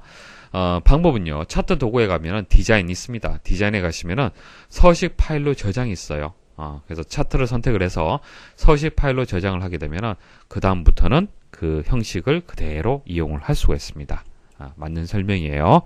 3번 거품형 차트와 대부분의 3차원 차트는 혼합형 차트로 만들 수 없다. 자, 일단 혼합형 차트가 무엇인지 이해를 하셔야겠죠. 자, 혼합형 차트란 것은요. 값의 차이가 많은 계열이 차트에 포함된 경우에 사용을 하는 겁니다. 자, 오른쪽 한번 예시 한번 보도록 하죠. 자, 세로 막대형으로 되어 있는 것은요. 값의 영역이 어떻게 되어 있습니까? 0에서 120까지죠. 범위가. 근데 가로 막대는 어떻습니까? 0에서 1200까지 되어 있습니다. 그러니까 지금 계열이 3개가 있잖아요. 그죠? 뭐 국어, 영어, 수학이라고 가정을 했을 때. 자, 이 계열의 값의 차이가 크잖아요. 그죠? 값의 차이가 큽니다. 그래서 가로로 되어 있는 이 부분을 만일 세로로 이렇게 표시를 하려면은 0에서부터 해서 1200까지 이렇게 세로로 해서 이렇게 그 값의 이제 목록을 만들어줘야 될 겁니다. 값의 목록을 만들어줘야 되고요. 그때 이제 세로로 지금 표시가 되어 있는 자, 이 값들은 이제 값의 범위가 크기 때문에 아무리 커도 120이잖아요. 그죠? 그래서 뭐 여기서 왔다 갔다 하는 거예요. 여기서 왔다 갔다 하고 그다음 가로로 표시된 것은 많으면은 1200까지 값이 되잖아요. 그죠? 뭐 이렇게 표시가 될 겁니다. 그래서 작은 값과 큰 값의 그 차이가 너무 크다는 얘기예요. 이렇게 하게 되면은 크고 작음을 판단하기 좀 어려울 수가 있습니다. 그래서 혼합형 차트를 이용을 하는 거예요. 자, 혼합형 차트를 이용을 하고요. 그래서 또 다른 이유는 이제 특정 계열을 강조할 때, 자, 이것을 좀 강조하고 싶다. 이럴 경우에 주로 사용을 합니다. 자, 이렇게 혼합형 차트를 이제 사용을 하려면은 2차원 차트에서만 가능을 해요. 자, 2차원 차트는 이런 것들입니다. 이런 것들. 3차원 같은 경우에는 좀 입체적인 거. 그러니까 주식형, 거품형, 표면형 이런 것들이 있죠. 이런 것들은 구현이 안 돼요. 왜? 자, 이런 두 개가 이렇게 합쳐져서 이제 표시를 하려면은 3차원 같은 경우에 좀 복잡해요. 평면적으로 표시가 되어 있는 2차원 같은 경우는 상관이 없는데 나머지는 좀 어렵다. 표시하기가 어렵다. 그렇게 보시면 됩니다. 그래서 거품형 차트와 대부분의 3차원 차트는요. 혼합형 차트로 만들 수가 없다라는 설명이 맞습니다. 자, 4번 기본 차트는 F11번 키를 누르면 현재 시트에 삽입되고 Alt F11번 키를 누르면 별도의 차트 시트에 삽입된다. 자, 보여드리겠습니다. 자, 무슨 얘기냐면은 차트를 만들 때 자, 범위 선택을 하고요. 여기서 차트 종류를 선택을 해요. 자, 근데 이렇게 만들 수도 있지만 간단하게 만드는 방법이 있습니다. 간단하게 만들려면은 Alt 하고요. F11번을 같이 한번 눌러 보십시오. Alt하고 F11번을 누르게 되면은 현재 시트에 이렇게 차트가 기본 형태로 해서 만들어집니다. 물론 여러분들이 원하는 형태로 만들려면 다시 또 수정을 해줘야겠죠. 하지만 Alt F1번을 누르게 되면은 간단하게 현재 시트에 삽입을 할 수가 있고요. 자, 여기에서 F11번 한번 눌러보십시오. 자, F11번 누르게 되면은 조금 전 작업했던 시트는 시트 4번이고요. 차트 3이라는 새로운 차트 시트가 만들어지는 겁니다. 자, 잘못된 설명은 4번이 되는데요. 이거 바르게 고치면 어떻게 고칠 수 있습니까? 자, 현재 시트에 삽입되는 것은 뭐예요? Alt하고 F1번이에요. 자, 그 다음 별도의 차트 시트에 삽입이 되려면 F11번이 되는 겁니다. 그래서 틀렸습니다. 문서를 인쇄했을 때 문서의 위쪽에 1페이지, 자, 이런 형식으로 페이지 번호를 표시하려고 한다. 다음 중 설정 방법으로 옳은 것은, 일단 문서의 위쪽에 계속적으로 페이지가 표시가 되기 때문에 머리글에다가 여러분도 입력을 해야겠네요. 자, 머리글 바닥글은 어디서 편집하는 겁니까? 페이지 설정에 가시면 되겠죠. 자, 페이지 설정에 가시면은 머리글 바닥글이 있습니다. 자, 직접 보여드리겠습니다. 자, 페이지 레이아웃에 보시면 페이지 설정, 그리고 이 부분을 클릭하시면 되겠죠. 자, 페이지 설정에서 머리글 바닥글로 이동을 하고요. 자, 머리글 그리고 바닥글을 기본적으로 제공하는 기능이 있습니다. 자, 이것을 선택을 하면 되는데 문제에서 나와 있는 형식은 없습니다. 자, 없어요. 보통 우리가 뭐 이렇게 표시를 하잖아요. 그죠? 1페이지, 두 번째 장은 2페이지, 이런 식으로. 그쵸? 근데 이렇게 표시를 하는데 문제하고 다르기 때문에 편집에 들어가야 됩니다. 편집에 들어가서 좀 수정을 하셔야 돼요. 그래서 입력된 값을 여러분들 이해를 하시면은 문제하고 동일하게 만들기 좀 쉬울 겁니다. 자, 앰프센트 들어가고요. 대괄호 들어가고 대괄호로 닫혔는데 페이지 번호라고 입력되었죠. 페이지 번호. 자, 페이지 번호 첫 번째 페이지는 1, 두 번째 페이지는 2, 이런 식으로 값을 가지고 오는 겁니다. 그래서 전체 페이지를 가져올 수도 있고 현재 페이지도 가져올 수 있는데 현재 페이지를 가져올 때는 큰 괄호로 해서 페이지 번호라고 이렇게 묶어주시면 됩니다. 됐습니까? 그래서 여기서 여기까지가 현재 페이지의 값을 가져오는 그런 코드예요. 되겠죠? 그죠? 자, 그럼 뒤에 페이지는 뭡니까? 그냥 문자 열입니다. 텍스트를 그대로 가져온 거예요. 그래서 현재 페이지가 1페이지라면 여기서 1 되고 그 다음에 이제 한글로 해서 텍스트로 해서 페이지가 되는 겁니다. 그래서 1페이지 이런 식으로 머리글에 표시가 되는 거예요. 자, 그럼 이것을 어떻게 적당하게 수정하면 되겠습니까? 자, 일단 여기서 여기까지는 페이지가 되는 거고요. 페이지 뒤에 뭐죠? 영문으로 되어 있네요. 한 칸 띄우시고 영문으로 페이지 입력하시면 됩니다. 자, 그 다음 앞뒤로 해서 하이픈 들어가야겠네요. 자, 뒤에도 한 칸 띄우고 하이픈 이렇게 주시면 됩니다. 자, 확인 버튼 눌러볼게요. 문제하고 동일하게 되었습니까? 자, 이제 직접 입력을 하실 때는 이거 하나만 주의를 하시면 돼요. 뭐 페이지 번호가 되었던 전체 페이지가 되었던 값을 이제 각각의 페이지마다 바뀌는 값을 가지고 와야 되잖아요. 그렇죠? 그때는 큰 괄호로 이렇게 묶어 주셔야 됩니다. 그리고 페이지 번호를 가져오셔야 되고 앞에 앰프센트가 붙어야 됩니다. 아래 시트에서 수식을 실행했을 때 화면에 표시되는 결과가 다른 것은, 자, 수식이 주어지고 결과가 다른 것을 찾아라 이렇게 나왔습니다. 자, 수식을 잘 보시면은 if error, 뭐 is error 해서 오류가 맞느냐 틀렸느냐 이것에 따라서 결과값이 달라지는 겁니다. 그래서 오류 값을 여러분들이 먼저 알고 계셔야 됩니다. 자, 오류 값을 먼저 알고 계셔야만 문제를 해결할 수 있습니다. 자, 어떤 경우가 이제 에러가 발생하는 이제 원인이 되는 겁니까? 뭐 여러 가지 원인이 있는데, 뭐 수식에 사용할 셀 이름을 틀리게 입력했을 경우, 자, sum 함수를 이용을 하는데, 자, KKKK, GGGG, 자, 이런 셀 이름이 있습니까? 뭐 A 첫 번째 셀, 뭐 B 두 번째 셀 이런 것은 있지만은 이런 이름은 없잖아요. 그렇죠? 그래서 셀 이름이 틀렸을 때는 이렇게 수식을 입력하게 되면은 이런 오류가 표시가 되는 겁니다. 그래서 오류 값을 보면은 어떤 이름이 잘못되었구나라는 것을 여러분들이 알고 수정할 수가 있는 거죠. 그래서 각각의 오류들이 있습니다. 이제 넘버 오류 있죠. 이것은 수의 범위를 벗어났을 때, 자, 디비전 오류는 0으로 나누었을 때, 그리고 n/a, 자, 여기서 n은 널 생각하시면 됩니다. 널, 없다라는 뜻이죠. 값이 없을 때, 그래서 vlookup을 이용을 해서 찾아야 되는데 찾을 값이 없어요. 그죠? 자, 이럴 때 발생하는 오류가 되겠습니다. 자, 이거 외에도 여러 가지 오류들이 있는데 일단 이런 오류 값을 가지고 수식이 적용이 되는 겁니다. 자, 각각의 함수 설명드리겠습니다. 보시면은 판단하기 쉬울 겁니다.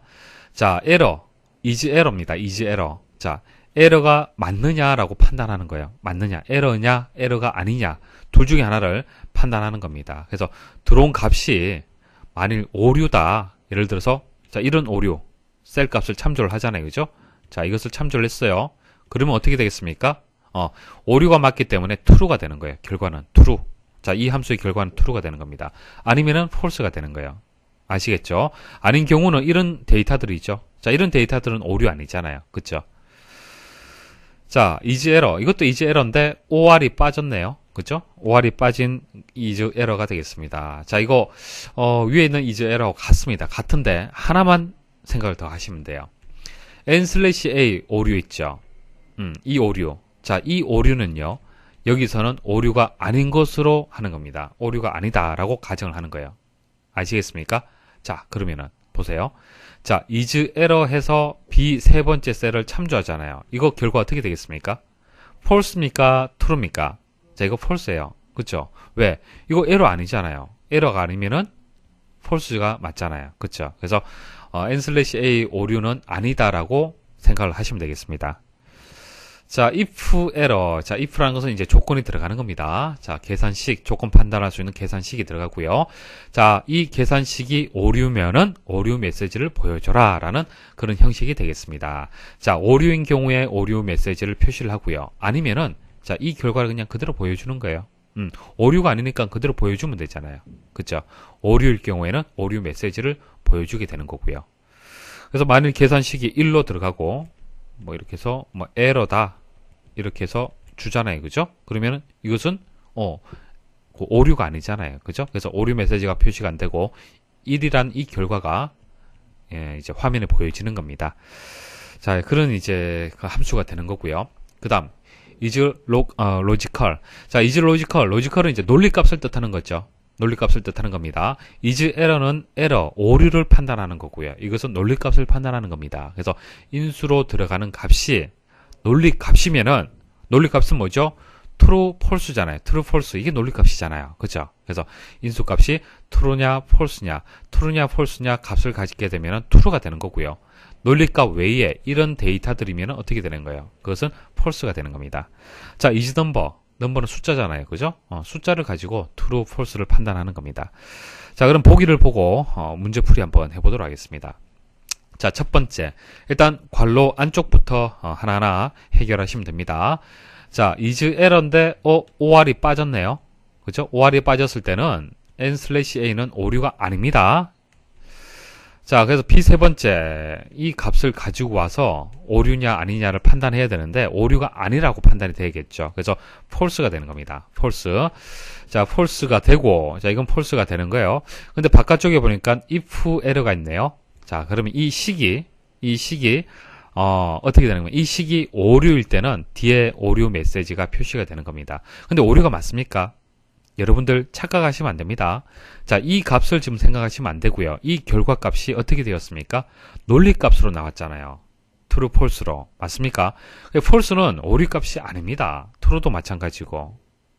그래서 결과는 false 그대로 이제 화면에 표시가 되는 겁니다. 자, 그다음 두 번째, is error. 이것은 n/a도 오류로 판단을 하는 겁니다. 그래서 세 번째 값을 참조를 하게 되면 true가 되죠. 오류가 맞기 때문에. 자, 오류가 맞기 때문에 이제 그렇게 판단이 되고요. 그 다음 if error. 자, 이 값이, 이 계산식이 오류냐? 오류 아니잖아요. 이건 논리값이잖아요. 그죠? 그래서 그대로 표시가 되는 거죠. 그래서 true가 표시가 되는 겁니다. 3번 is logical. is logical. B 다섯 번째 값이 논리값이냐 판단하는 거죠. true, 논리값 맞잖아요. 그죠? 논리값 맞기 때문에 true가 반환이 되고요. 자, true는 오류값이 아니기 때문에 그대로 true가 화면에 표시가 되는 겁니다. 자, 그 다음 4번. 자, is number 먼저 처리를 해야겠네요. 자, B 네 번째. 자, 3이라는 숫자가 되기 때문에 true가 맞습니다. 그죠? true가 반환이 되고요. if는 사용을 했네요. 자, 이게 조건이 되는 건데 조건이 true가 되잖아요. 그죠? true면은 이것은 true, 이것은 false일 때 출력하는 거잖아요. 그죠? 그래서 true가 출력이 되는 겁니다. 그래서 정답은 1번이 되겠습니다. 다음 프로시저를 실행한 결과에 대한 설명으로 옳은 것은 자, 서브 레인지 연습해서 엔드 서브까지는 프로시저의 시작과 끝을 나타내는 겁니다. 자, 중요한 것은 이 부분이죠. 내용물이 중요하죠. 자, 간단합니다. 어려운 거 없습니다. 자, 레인지는 이제 셀의 범위를 뜻하는 거예요. 셀 범위. 자, B 첫 번째 셀과 B 다섯 번째 셀이 선택이 되어 있습니다. 자, 요거 해석을 잘 하셔야 돼요. 이 해석을 잘 하셔야 되는데, 표현하는 방법 말씀을 드리겠습니다. 자, B 첫 번째 셀이 있고요. B 다섯 번째 셀이 있으면은, 자, B 첫 번째 셀부터 B 다섯 번째 셀, 이 영역을 선택할 수도 있을 거고요. B 첫 번째 셀과 B 다섯 번째 셀, 자, 이 두 개의 셀만 또 선택할 수도 있을 겁니다. 자, 그 표시하는 방법 잘 구분을 하셔야 됩니다. 잘 들으십시오. 일단 기본적으로 우리가 셀을 이제 범위를 표시를 할 때는 콜론을 이용을 하죠. 자, 콜론 이용하게 되면은 첫 번째부터 다섯 번째, B 다섯 번째 범위, 시작과 끝을 뜻하는 거예요.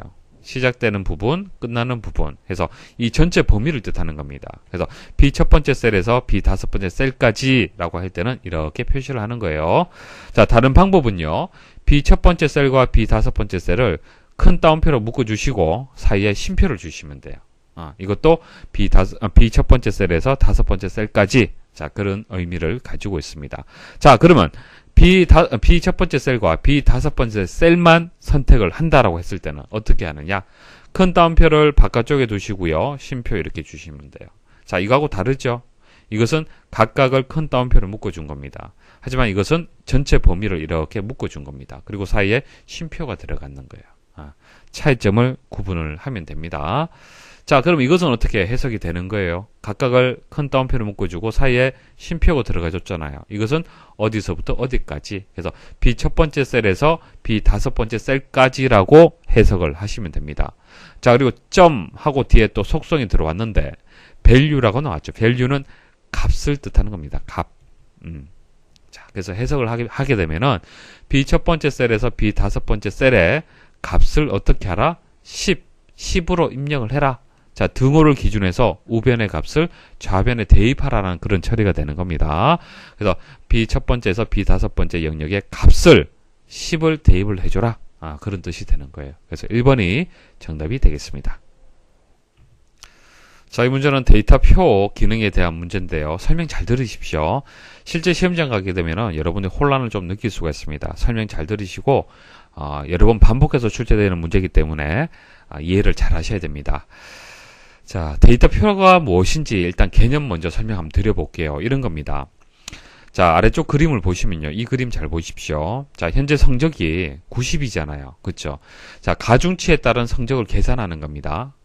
자, 성적이 90일 때, 가중치가 10%예요. 가중치가 10%면 90점에 가중치 10%를 곱하게 되면 얼마가 되는 겁니까? 9가 되는 거예요. 가중치가. 자, 10%를 곱하게 되면 10%는 0.1이잖아요. 90에 0.1은 9가 되는 겁니다. 그 다음 20%가 가중치가 계산이 된다라면 9, 2, 18이 되겠네요. 됐습니까? 자, 이처럼 가중치의 값에 따라서 그 값을 구할 때, 자, 이 값이 어떻게 바뀌는지 라는 것을 알고 싶을 때, 그때 사용하는 기능이 데이터표예요. 자, 추정이 가능하겠죠. 변화 과정을 표로 표시할 수가 있겠죠. 자, 그때 사용하는 것이 데이터표가 되는 겁니다. 그래서 이 문제는요, 가중치 값의 변화에 따른 성적의 변화 과정을 표로 표시하는 거예요. 그러니까 이 값이 현재 90이지만은, 자, 이 값을 이제 가중치가 이런 값을 가졌을 때, 그때 가중치 값이 어떻게 바뀌는지를 추적을 해보는 겁니다. 자, 어느 정도는 이해를 하시겠죠? 자, 이제 문제 한번 보도록 하겠습니다. 아래 시트에서 C 네 번째에서 C 여덟 번째 셀에, 자, C 네 번째에서 C의 여덟 번째 셀에 데이터를 채우려고 할 때, 자, 그러니까 데이터표라는 기능을 이용을 하면요, 이 데이터를 한 번에 계산을 하는 겁니다. 그러니까 여러분들이 하나하나 계산하는 것이 아니라 데이터표를 이용하게 되면 한꺼번에 어떤 변화 과정을 수치로 표시가 되는 겁니다. 자, 채우려고 할 때 아래 데이터표 대화 상자에 입력되어야 할 값과 실행 결과, 그러니까 C 네 번째에서 C 여덟 번째 셀에 설정된 배열 수식의 쌍으로 올바르게 짝지어진 것은 단 C 세 번째 셀에는, 자, C 세 번째 셀에 이 셀이 되겠습니다. 현재 0이죠. 0값이 입력이 되어 있는데 수식이 입력이 되어 있다는 얘기예요. 자, B 두 번째 셀 곱하기 A 두 번째 셀. 자, 수식이 입력되어 있다. 자, D 두 번째. 자, D 두 번째는 90이죠. 자, 이 90입니다. A 두 번째 셀은 뭐예요? A 두 번째 셀은 값이 없잖아요. 그죠? 그래서 90 곱하기 0을 했기 때문에 이 값은 0이 된 겁니다. 자, 이게 어떤 의미를 가지고 있는지 설명을 좀 드려볼게요. 자, 성적은 90이지만은 일단 여기 10%, 20%, 30%, 40, 50% 되어 있잖아요. 그러면은 0인 경우에도 있겠죠. 가중치가. 자, 가중치가 0%일 때는 얼마가 되겠습니까? 0이잖아요. 그죠? 자, 그래서 기본적인 형식을 지정을 해준 겁니다. 이렇게 수식으로 해서, 자, 성적이 90일 때, 가중치가 0이라면은, 그때는 0이다. 가중치가 0이다. 자, 그러면 10%는 또 얼마가 되느냐? 20%일 때는 얼마가 되느냐? 이런 식으로 엑셀에서는 계산을 해주는 겁니다. 그래서 반드시 데이터표를 구할 때는요, 일단 수식이 들어와 줘야 돼요. 수식이 들어와 줘야 되고요. 뒤에 두 번째 셀은 고정이 되되, A 두 번째 셀, 이 값은, 이게 중요합니다. A 두 번째 셀의 값은 현재는 0이지만은, 그 다음엔 10%, 20%, 30, 40, 50%로 바뀌었을 때 이 수식의 값은 어떻게 바뀌느냐라는 것을 여기에다가 대입을 해주는 겁니다. 자, 조금 어려울 수가 있는데, 자, 이렇게 수식이 중요하고 A 두 번째 셀의 값이 중요하다는 거 일단 기억을 하시면 되겠습니다. 자, 보기 한번 보도록 하죠. 자, 정답만 말씀을 드릴게요. 정답만 이해를 하시면 돼요. 자, 여기 데이터표 대화 상자에 보시면은 행 입력 셀이라는 게 있고요. 열 입력 셀이라는 게 있습니다. 자, 행으로 값이 변하느냐, 열로 값이 변하느냐, 그것을 얘기를 하는 겁니다. 자, 지금 가중치가 위에서 아래로, 자, 이렇게 바뀌는 거잖아요. 그죠? 이게 뭡니까? 행입니까? 열입니까? 열이잖아요. 열. 그죠? 열 입력 셀에다가, 자, 열 입력 셀에다가 선택을 해줘야 되는 거예요. 그래서 열 입력 셀에다가 A 두 번째 셀. A 두 번째 셀은 뭐죠? A 두 번째 셀은 0값이 입력되어 있는, 그러니까 가중치가 0인 경우를 얘기를 하는 거잖아요. 이 수식에서 A 두 번째 셀. 그러니까 A 두 번째 셀을 여기에다가 이렇게 선택을 해준다는 얘기입니다. 그래서 달러 기호는 자동으로 붙는 겁니다. 그래서 열 입력 셀에다가 A 두 번째 셀이 일단 선택이 된다는 거. 왜? 자, 이렇게 열 방향으로 값이 바뀌기 때문에 그래요. 그쵸? 자, 이거 판단만 하시면은 일단 이 문제는 해결이 되는 거예요. 전부 행, 열 이렇게 되어 있잖아요. 그죠? 자, 그리고 설정값. 자, 여기에 값이 표시가 되는데요. 이제 데이터표를 이용하게 되면 자동으로 배열 수식의 개념으로 해서 자동으로 이제 그 입력이 되는 수식이 만들어집니다. 그때 입력되는 수식에 테이블이라는 이제 함수식이 자동으로 만들어집니다. 자, 테이블 함수라는 것은요, 함수 마법사에서는 지원되지 않습니다. 데이터표 기능을 이용할 경우에 자동으로 배열 수식으로 입력되는 그런 이제 함수예요. 함수고요. 자, 테이블 해서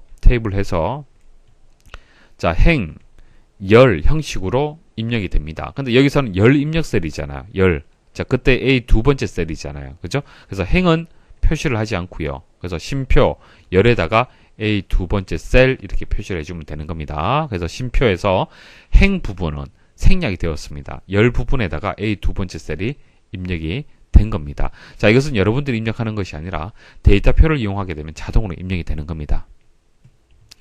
자, 실습을 통해서 확실하게 개념을 이해를 시켜드리겠습니다. 자, 현재 이제 점수가 90일 때 이제 가중치가 0이잖아요. 0인 이유가 A 두 번째 셀의 값이 없기 때문에 그래요. 하지만은 10%일 때, 20%일 때, 30%일 때 그때도 구하고 싶다는 얘기입니다. 여기에다가 자, 그랬을 때는 일단 수식을 포함을 해서 이렇게 범위를 선택을 합니다. 자, 범위 선택을 하고요. 자, 데이터에 가면은 가상 분석이라고 있습니다. 가상 분석이 보시면은 데이터표가 있어요. 데이터표에서 행 입력 셀, 열 입력 셀인데 열이라고 말씀을 드렸잖아요. 그죠? 열에서 이제 선택을 하는데 A 두 번째 값이 이렇게 바뀐다는 뜻이잖아요. 현재는 0이지만은 10%, 20%, 30%로 바뀌었을 때 그때 값을 구하고 싶은 거잖아요. 그래서 열 입력 셀을 선택을 하고요. 확인 누르시면 됩니다. 그럼 자동으로 입력이 되는 거예요. 그리고 마우스 한번 선택을 해 보십시오. 그럼 위쪽에 이렇게 수식이 입력이 되어 있죠. 이게 배열 수식이죠.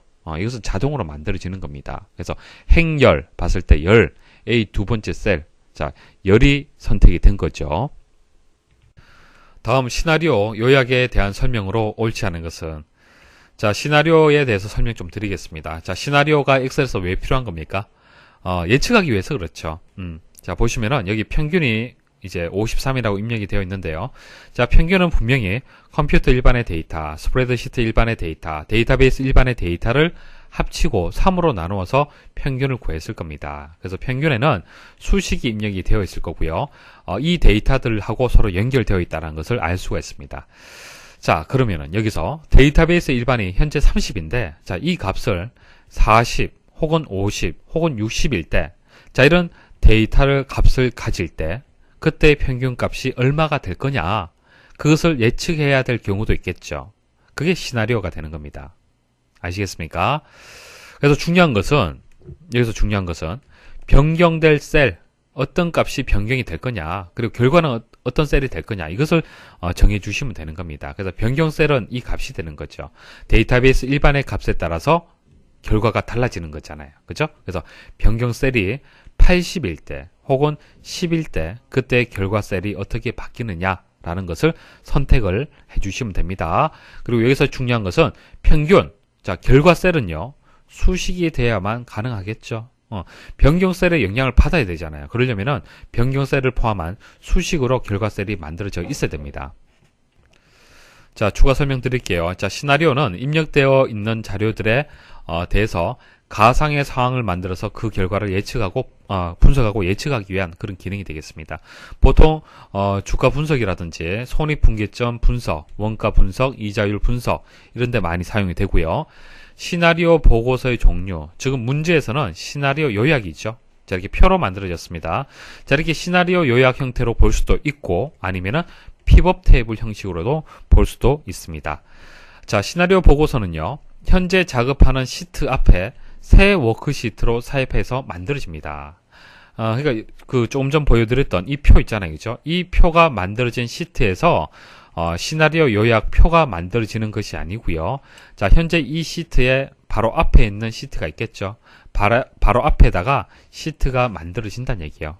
그래서 새 시트가 삽입이 되면서 만들어지는 겁니다. 자 변경 요소가 되는 값의 그룹을 변경 셀이라고 한다. 변경 셀이라고 하고요.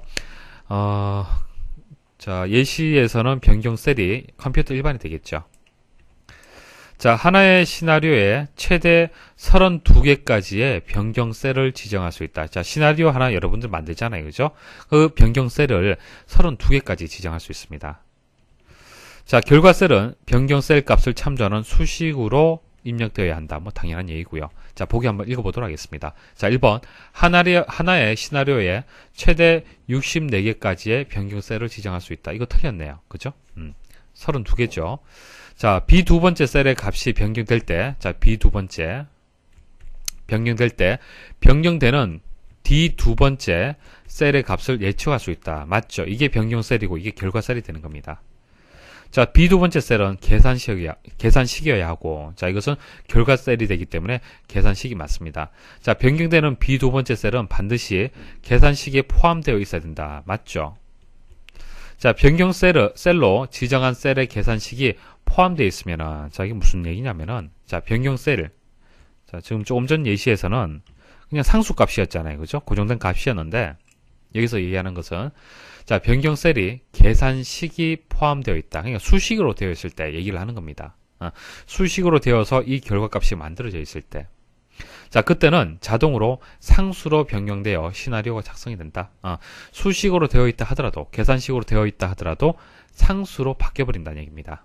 그래서 다 맞는 얘기고 1번이 틀렸습니다. 다음 중 엑셀을 시작할 때 자동으로 열리는 특수한 엑셀 통합 문서에 개인용 매크로 통합 문서의 이름으로 옳은 것은, 자, 우리가 매크로를 이제 기록을 하고요. 저장할 수 있는 위치가 3개가 있습니다. 3가지가 있는데, 현재 통합 문서, 새 통합 문서, 개인용 매크로 통합 문서를 얘기를 하는 겁니다. 이 문제는 개인용 통합 문서에 대한 개인용 매크로 통합 문서에 대한 그런 문제인데요.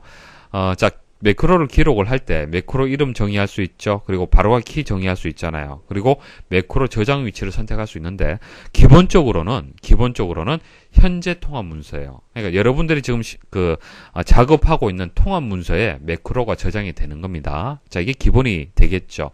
하지만 새 통합 문서를 선택할 수도 있고 개인용 매크로 통합 문서를 선택할 수도 있는데 개인용 매크로 통합 문서에 대해서는 시험에 자주 출제가 됩니다. 꼭 여러분들이 잘 이해를 하셔야 돼요. 자, 개인용 매크로 통합 문서는요. 일단 저장되는 그 형식이 정해져 있습니다. 파일 이름이 저장이 되어 있어요. 자, personal.xlsb입니다. B. xlsb예요. 자, 이런 특수한 형태로 해서 특수한 이름으로 해서 저장이 됩니다. 자, 이렇게 저장이 되는데 어떤 특징을 가지고 있느냐? 워크시트를 열지 않은 상태에서도 매크로 실행이 가능해요. 그러니까 여러분들이 A라는 워크시트를 작업을 하고 있습니다. A라는 이름의 워크시트를 작업하고 있는 중에 personal.xlsb라는 이 매크로 있죠. 자, 이것을 개인용 매크로 통합 문서에다가 이렇게 작업을 해서 저장이 되어 있다라면은 자, 이것을 가지고 와서 실행을 할 수가 있는 거예요. 이해하시겠습니까? 또 B에서도 가지고 와서 실행을 할 수가 있는 거예요. 만일 현재 통합 문서로 해서 매크로를 저장을 했다라면 이렇게 다른 워크시트에서 불러와서 매크로를 사용 못하는 겁니다. 그래서 개인용 매크로 통합 문서로 저장을 했다라면은 자, 해당 워크시트를 열지 않은 상태에서도 매크로 실행이 가능하다는 얘기예요. 언제든지 실행을 할 수 있다는 얘기입니다. 그래서 엑셀을 실행할 때마다 매크로를 항상 실행할 수 있다. 자, 그 설명을 이렇게 설명을 했는 거예요.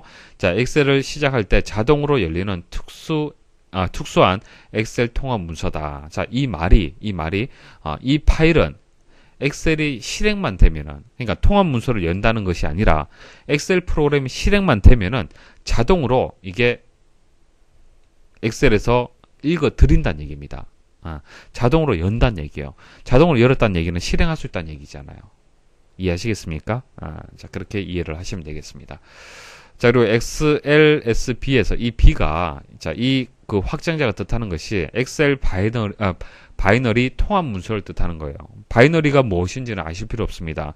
뭐 이진수를 뜻하는 건데, 이때 이 B라는 것만 여러분들이 알고 계시면 됩니다. 다음과 같이 통합 문서 보호를 설정했을 경우에 대한 설명으로 옳지 않은 것은, 자, 통합 문서 보호는 뭐죠? 구조하고 이제 창을 보호할 수 있습니다. 자, 구조라는 것은 어떤 겁니까? 자, 구조라는 것은 뭐 시트의 삭제, 뭐 이동, 숨기기, 뭐 이름 바꾸기 이런 것을 얘기를 하는 거고요. 창 같은 경우에 창 이동, 뭐 창 크기 조절, 새 창, 창 나누기 뭐 이런 것들이죠. 이런 것들 얘기를 하는 거예요. 그래서 데이터하고는 관계 없고요. 한마디로 그냥 틀입니다. 틀. 구조하고 창을 얘기하는 거예요. 그것을 통합 문서 보호에서 설정을 할 수 있다는 얘기입니다. 뭐 실행하는 방법은 검토에 가면은 변경 내용, 통합 문서 보호가 있고요. 그래서 구조 및 창 보호에 보시면 있습니다. 그래서 구조는 시트 삽입, 삭제, 이동, 복사, 창은 창 크기 조절하고 관련된 그런 이제 그 선택 사항이 되겠습니다. 자, 1번. 시트에 삽입, 삭제, 이동 등과 같은 작업을 할 수 없다. 체크되어 있잖아요. 그죠? 자, 통합 문서가 열릴 때마다 통합 문서 창을 같은 크기와 위치에 유지할 수 있다. 자, 창 체크되어 있네요. 그죠? 자, 새 창, 틀 고정, 창 나누기 등과 같은 작업을 할 수 없다. 맞는 얘기죠. 창 체크되어 있잖아요. 그죠? 보호되고 있습니다. 그래서 변경할 수가 없어요. 자, 4번. 피벗 테이블 보고서, 부분 합과 같은 데이터 분석 작업을 할 수 없다.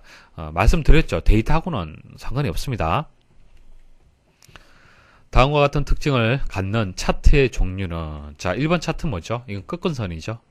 꺾은선은 어떤 추세, 데이터 변화의 추세를 알고 싶을 때, 뭐 기온의 변화를 알고 싶을 때, 그때 적합한 방식이 되겠습니다. 차트의 종류가 되고요. 자, 2번은 이제 점으로 이렇게 표시가 되었네요. 점으로 표시가 되었고요. 이것을 분산형이라고 합니다. 분산형. 자, 오른쪽 보시면은 이렇게 뭐 국어, 영어, 수학 점수에 대해서 이렇게 분산형으로 표시한 예시가 되겠습니다. 자, 항목의 값을 점으로 표시하고요. 여러 데이터 값들의 관계를 보여주는데 주로 사용이 되고요. 과학 데이터의 차트 작성에 사용이 됩니다. 그래서 과학하고 관련이 있다. 그렇게 기억을 하시면 되겠습니다. 자, 여기서는 이제 그 2번이 이제 분산형이 정답이 되는데요.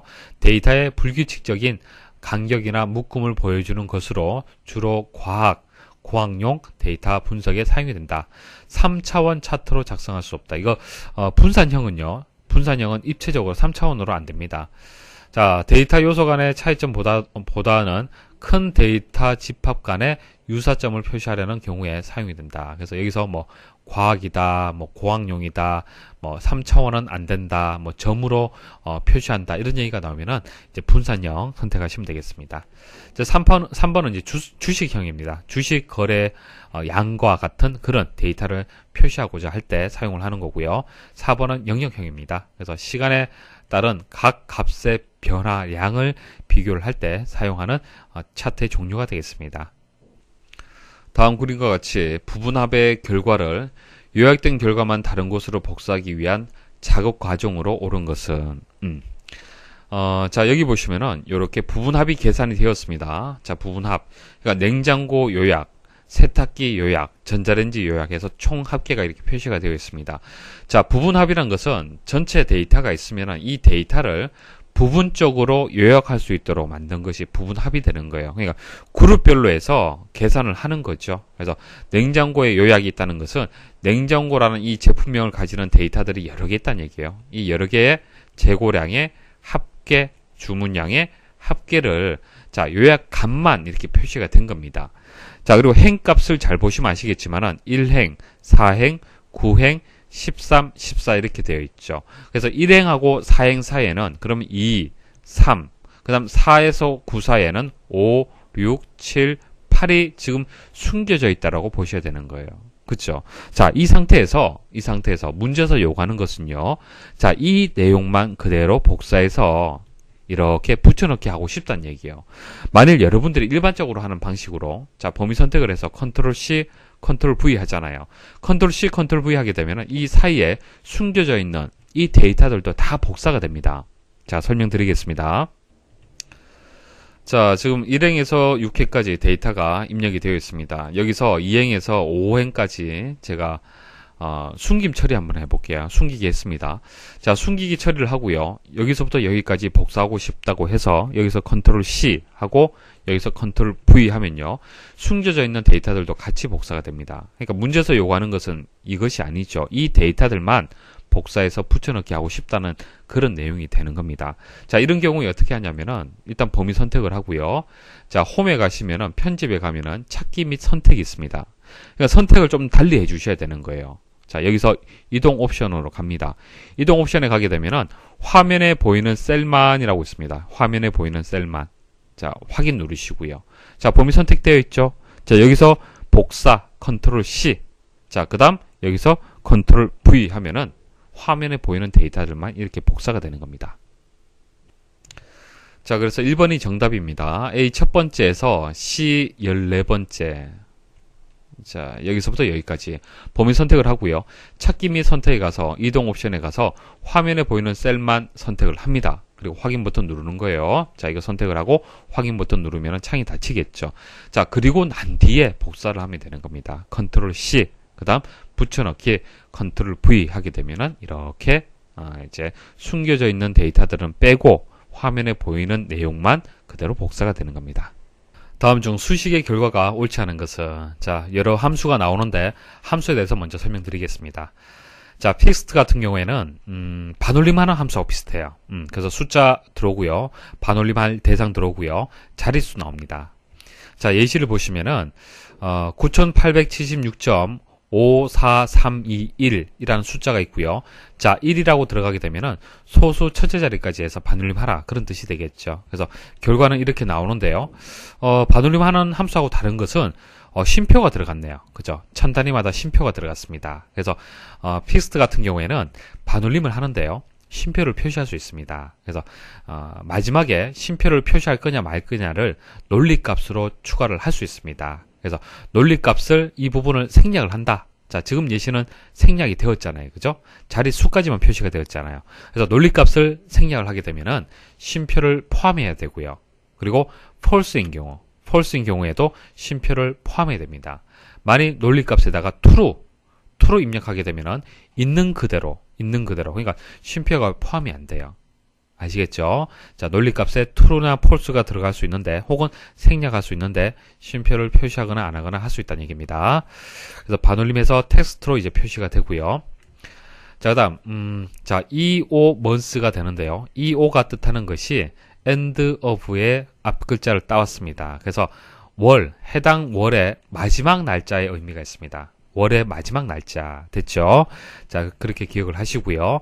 그 다음 날짜가 나옵니다. 날짜 나오고 월수가 나오는데요. 이런 겁니다. 자, 예시 한번 보도록 하죠. 자, 1월 1일이네요. 그죠? 1900년도 1월 1일입니다.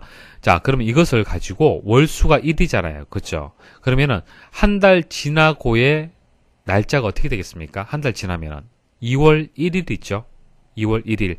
그런데 end of, 그러니까 마지막 날짜를 계산해 주란 얘기예요. 마지막 날짜는 2월 8일이 되는 거예요. 2월 28일이 되는 겁니다. 그래서 결과는 2월 28일 이렇게 결과값이 만들어지는데요. 여기서 하나 주의할 점은 지정한 날짜를 기준으로 월수가 지난 달의 마지막 날짜에 1년 번호가 표시가 되는 거예요. 이것은 날짜 형식이지 않습니까? 그래서 날짜 형식이 아니고요. 이런 숫자로 표시가 됩니다. 숫자. 그래서 1900년도 1월 1일이 1년 번호 1이 되는 겁니다. 그 다음 2가 되고요. 1월 3일이 3이 되는 거예요. 그래서 날짜를 1부터 해서 쭉 붙인 겁니다. 그게 표시가 되는 거예요. 그래서 59로 표시가 되는데 이것을 셀 서식에서 날짜형으로 변경하게 되면 이렇게 여러분 또 보실 수 있습니다. 자, 이렇게 end of months 함수 들어갔습니다. 엔터 입력을 해볼게요. 자, 입력하면 그 1년 번호가 나오죠. 여기서 오른쪽 버튼 클릭, 셀 서식 가서 날짜 형식으로 적당하게 변경을 해주시면 됩니다. 자, 됐죠? 자, 그다음 이 데이트 이것은 날짜 그대로냐 마지막 날짜가 아니고요. 날짜 1년 번호를 찾는 그런 함수가 되겠습니다. 자, 지정한 날짜를 기준으로 월수가 지난 날짜의 1년 번호를 찾는 겁니다. 자, 예시를 보시면 2011년 3월 5일 그리고 5라는 숫자가 들어갔네요. 자, 5달이 지나면은 3월 5일에서 5달이 지나면은 8월 5일이 되겠네요. 맞죠? 그죠? 자, 그런데 이렇게 표시가 안 되고요. 1년 번호 형식이기 때문에 자, 이런 1년 번호가 이제 화면에 표시가 됩니다. 자, 그럼 보기 한번 바로 볼까요? 자, 1번 한번 보도록 하죠. 자, 이 수치가 있고요. 자, 이 수치가 -2 그리고 true라고 줬습니다. true라고 주게 되면 어떻게 되는 겁니까? 쉼표를 포함하지 않는다라는 의미가 있죠. 그래서 그 마이너스 값이 되기 때문에 소수점 부분은 이제 상관이 없습니다. 자, 소수점 부분, 소수 이하 부분은 상관이 없죠. 이 부분은 상관이 없고요. 절삭이 돼야 되는 거고요. 이제 100 단위로 표시를 해야 되는 거죠. 자, 100 단위로 표시를 하는데 반올림 돼야 되기 때문에 이 부분은 이렇게 반올림 돼서 9가 돼야 되는 겁니다. 그러면은 40900 됐습니까? 그래서 결과가 맞습니다. 자, 그 다음 2번 보도록 하죠. 데이터 함수가 먼저 안에 들어갔네요. 자, 이것을 날짜 형식으로 일단 바꿔줘야겠네요. 자, 날짜 형식으로 바뀌게 되면은, 자, 이것을 한 달 이동을 하게 되면은 2월 1일인데 end of months가 되기 때문에 마지막 날짜. 그래서 2월 28일이 되는 거죠. 2월 28일. 자, 이것은 1년 번호로 해서 59가 맞습니다. 자, 그 다음 파이라는 함수 있습니다. 파이 원주율이죠. 3.14, 1592, 654 뭐 이런 식으로 계속 나오는데 원주율 값을 이제 그 반환할 때 쓰는 함수가 되겠습니다. 자, 트렁케이션은 이제 소수점 이하 절삭하는 거죠. 자, 팩터리얼은 수학 시간에 한번 들어보셨을 겁니다. 자, 계승값을 구하는 거죠.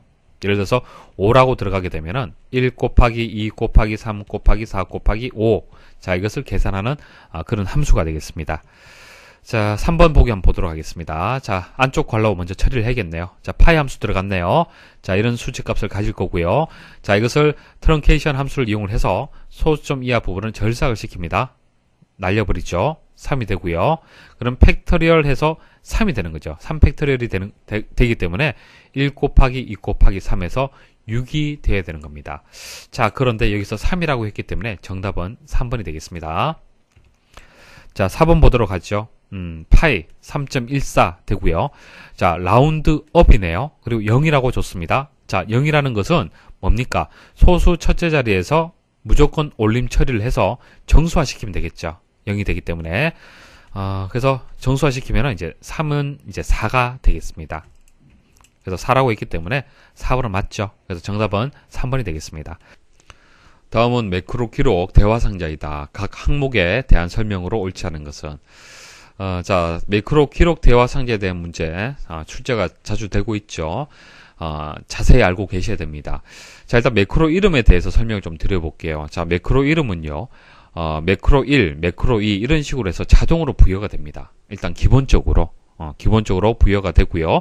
사용자가 임의로 수정할 수 있습니다. 여러분들이 원하는 이제 이름으로 정의를 할 수 있습니다. 자, 근데 이름을 입력을 할 때 주의할 점이 있습니다.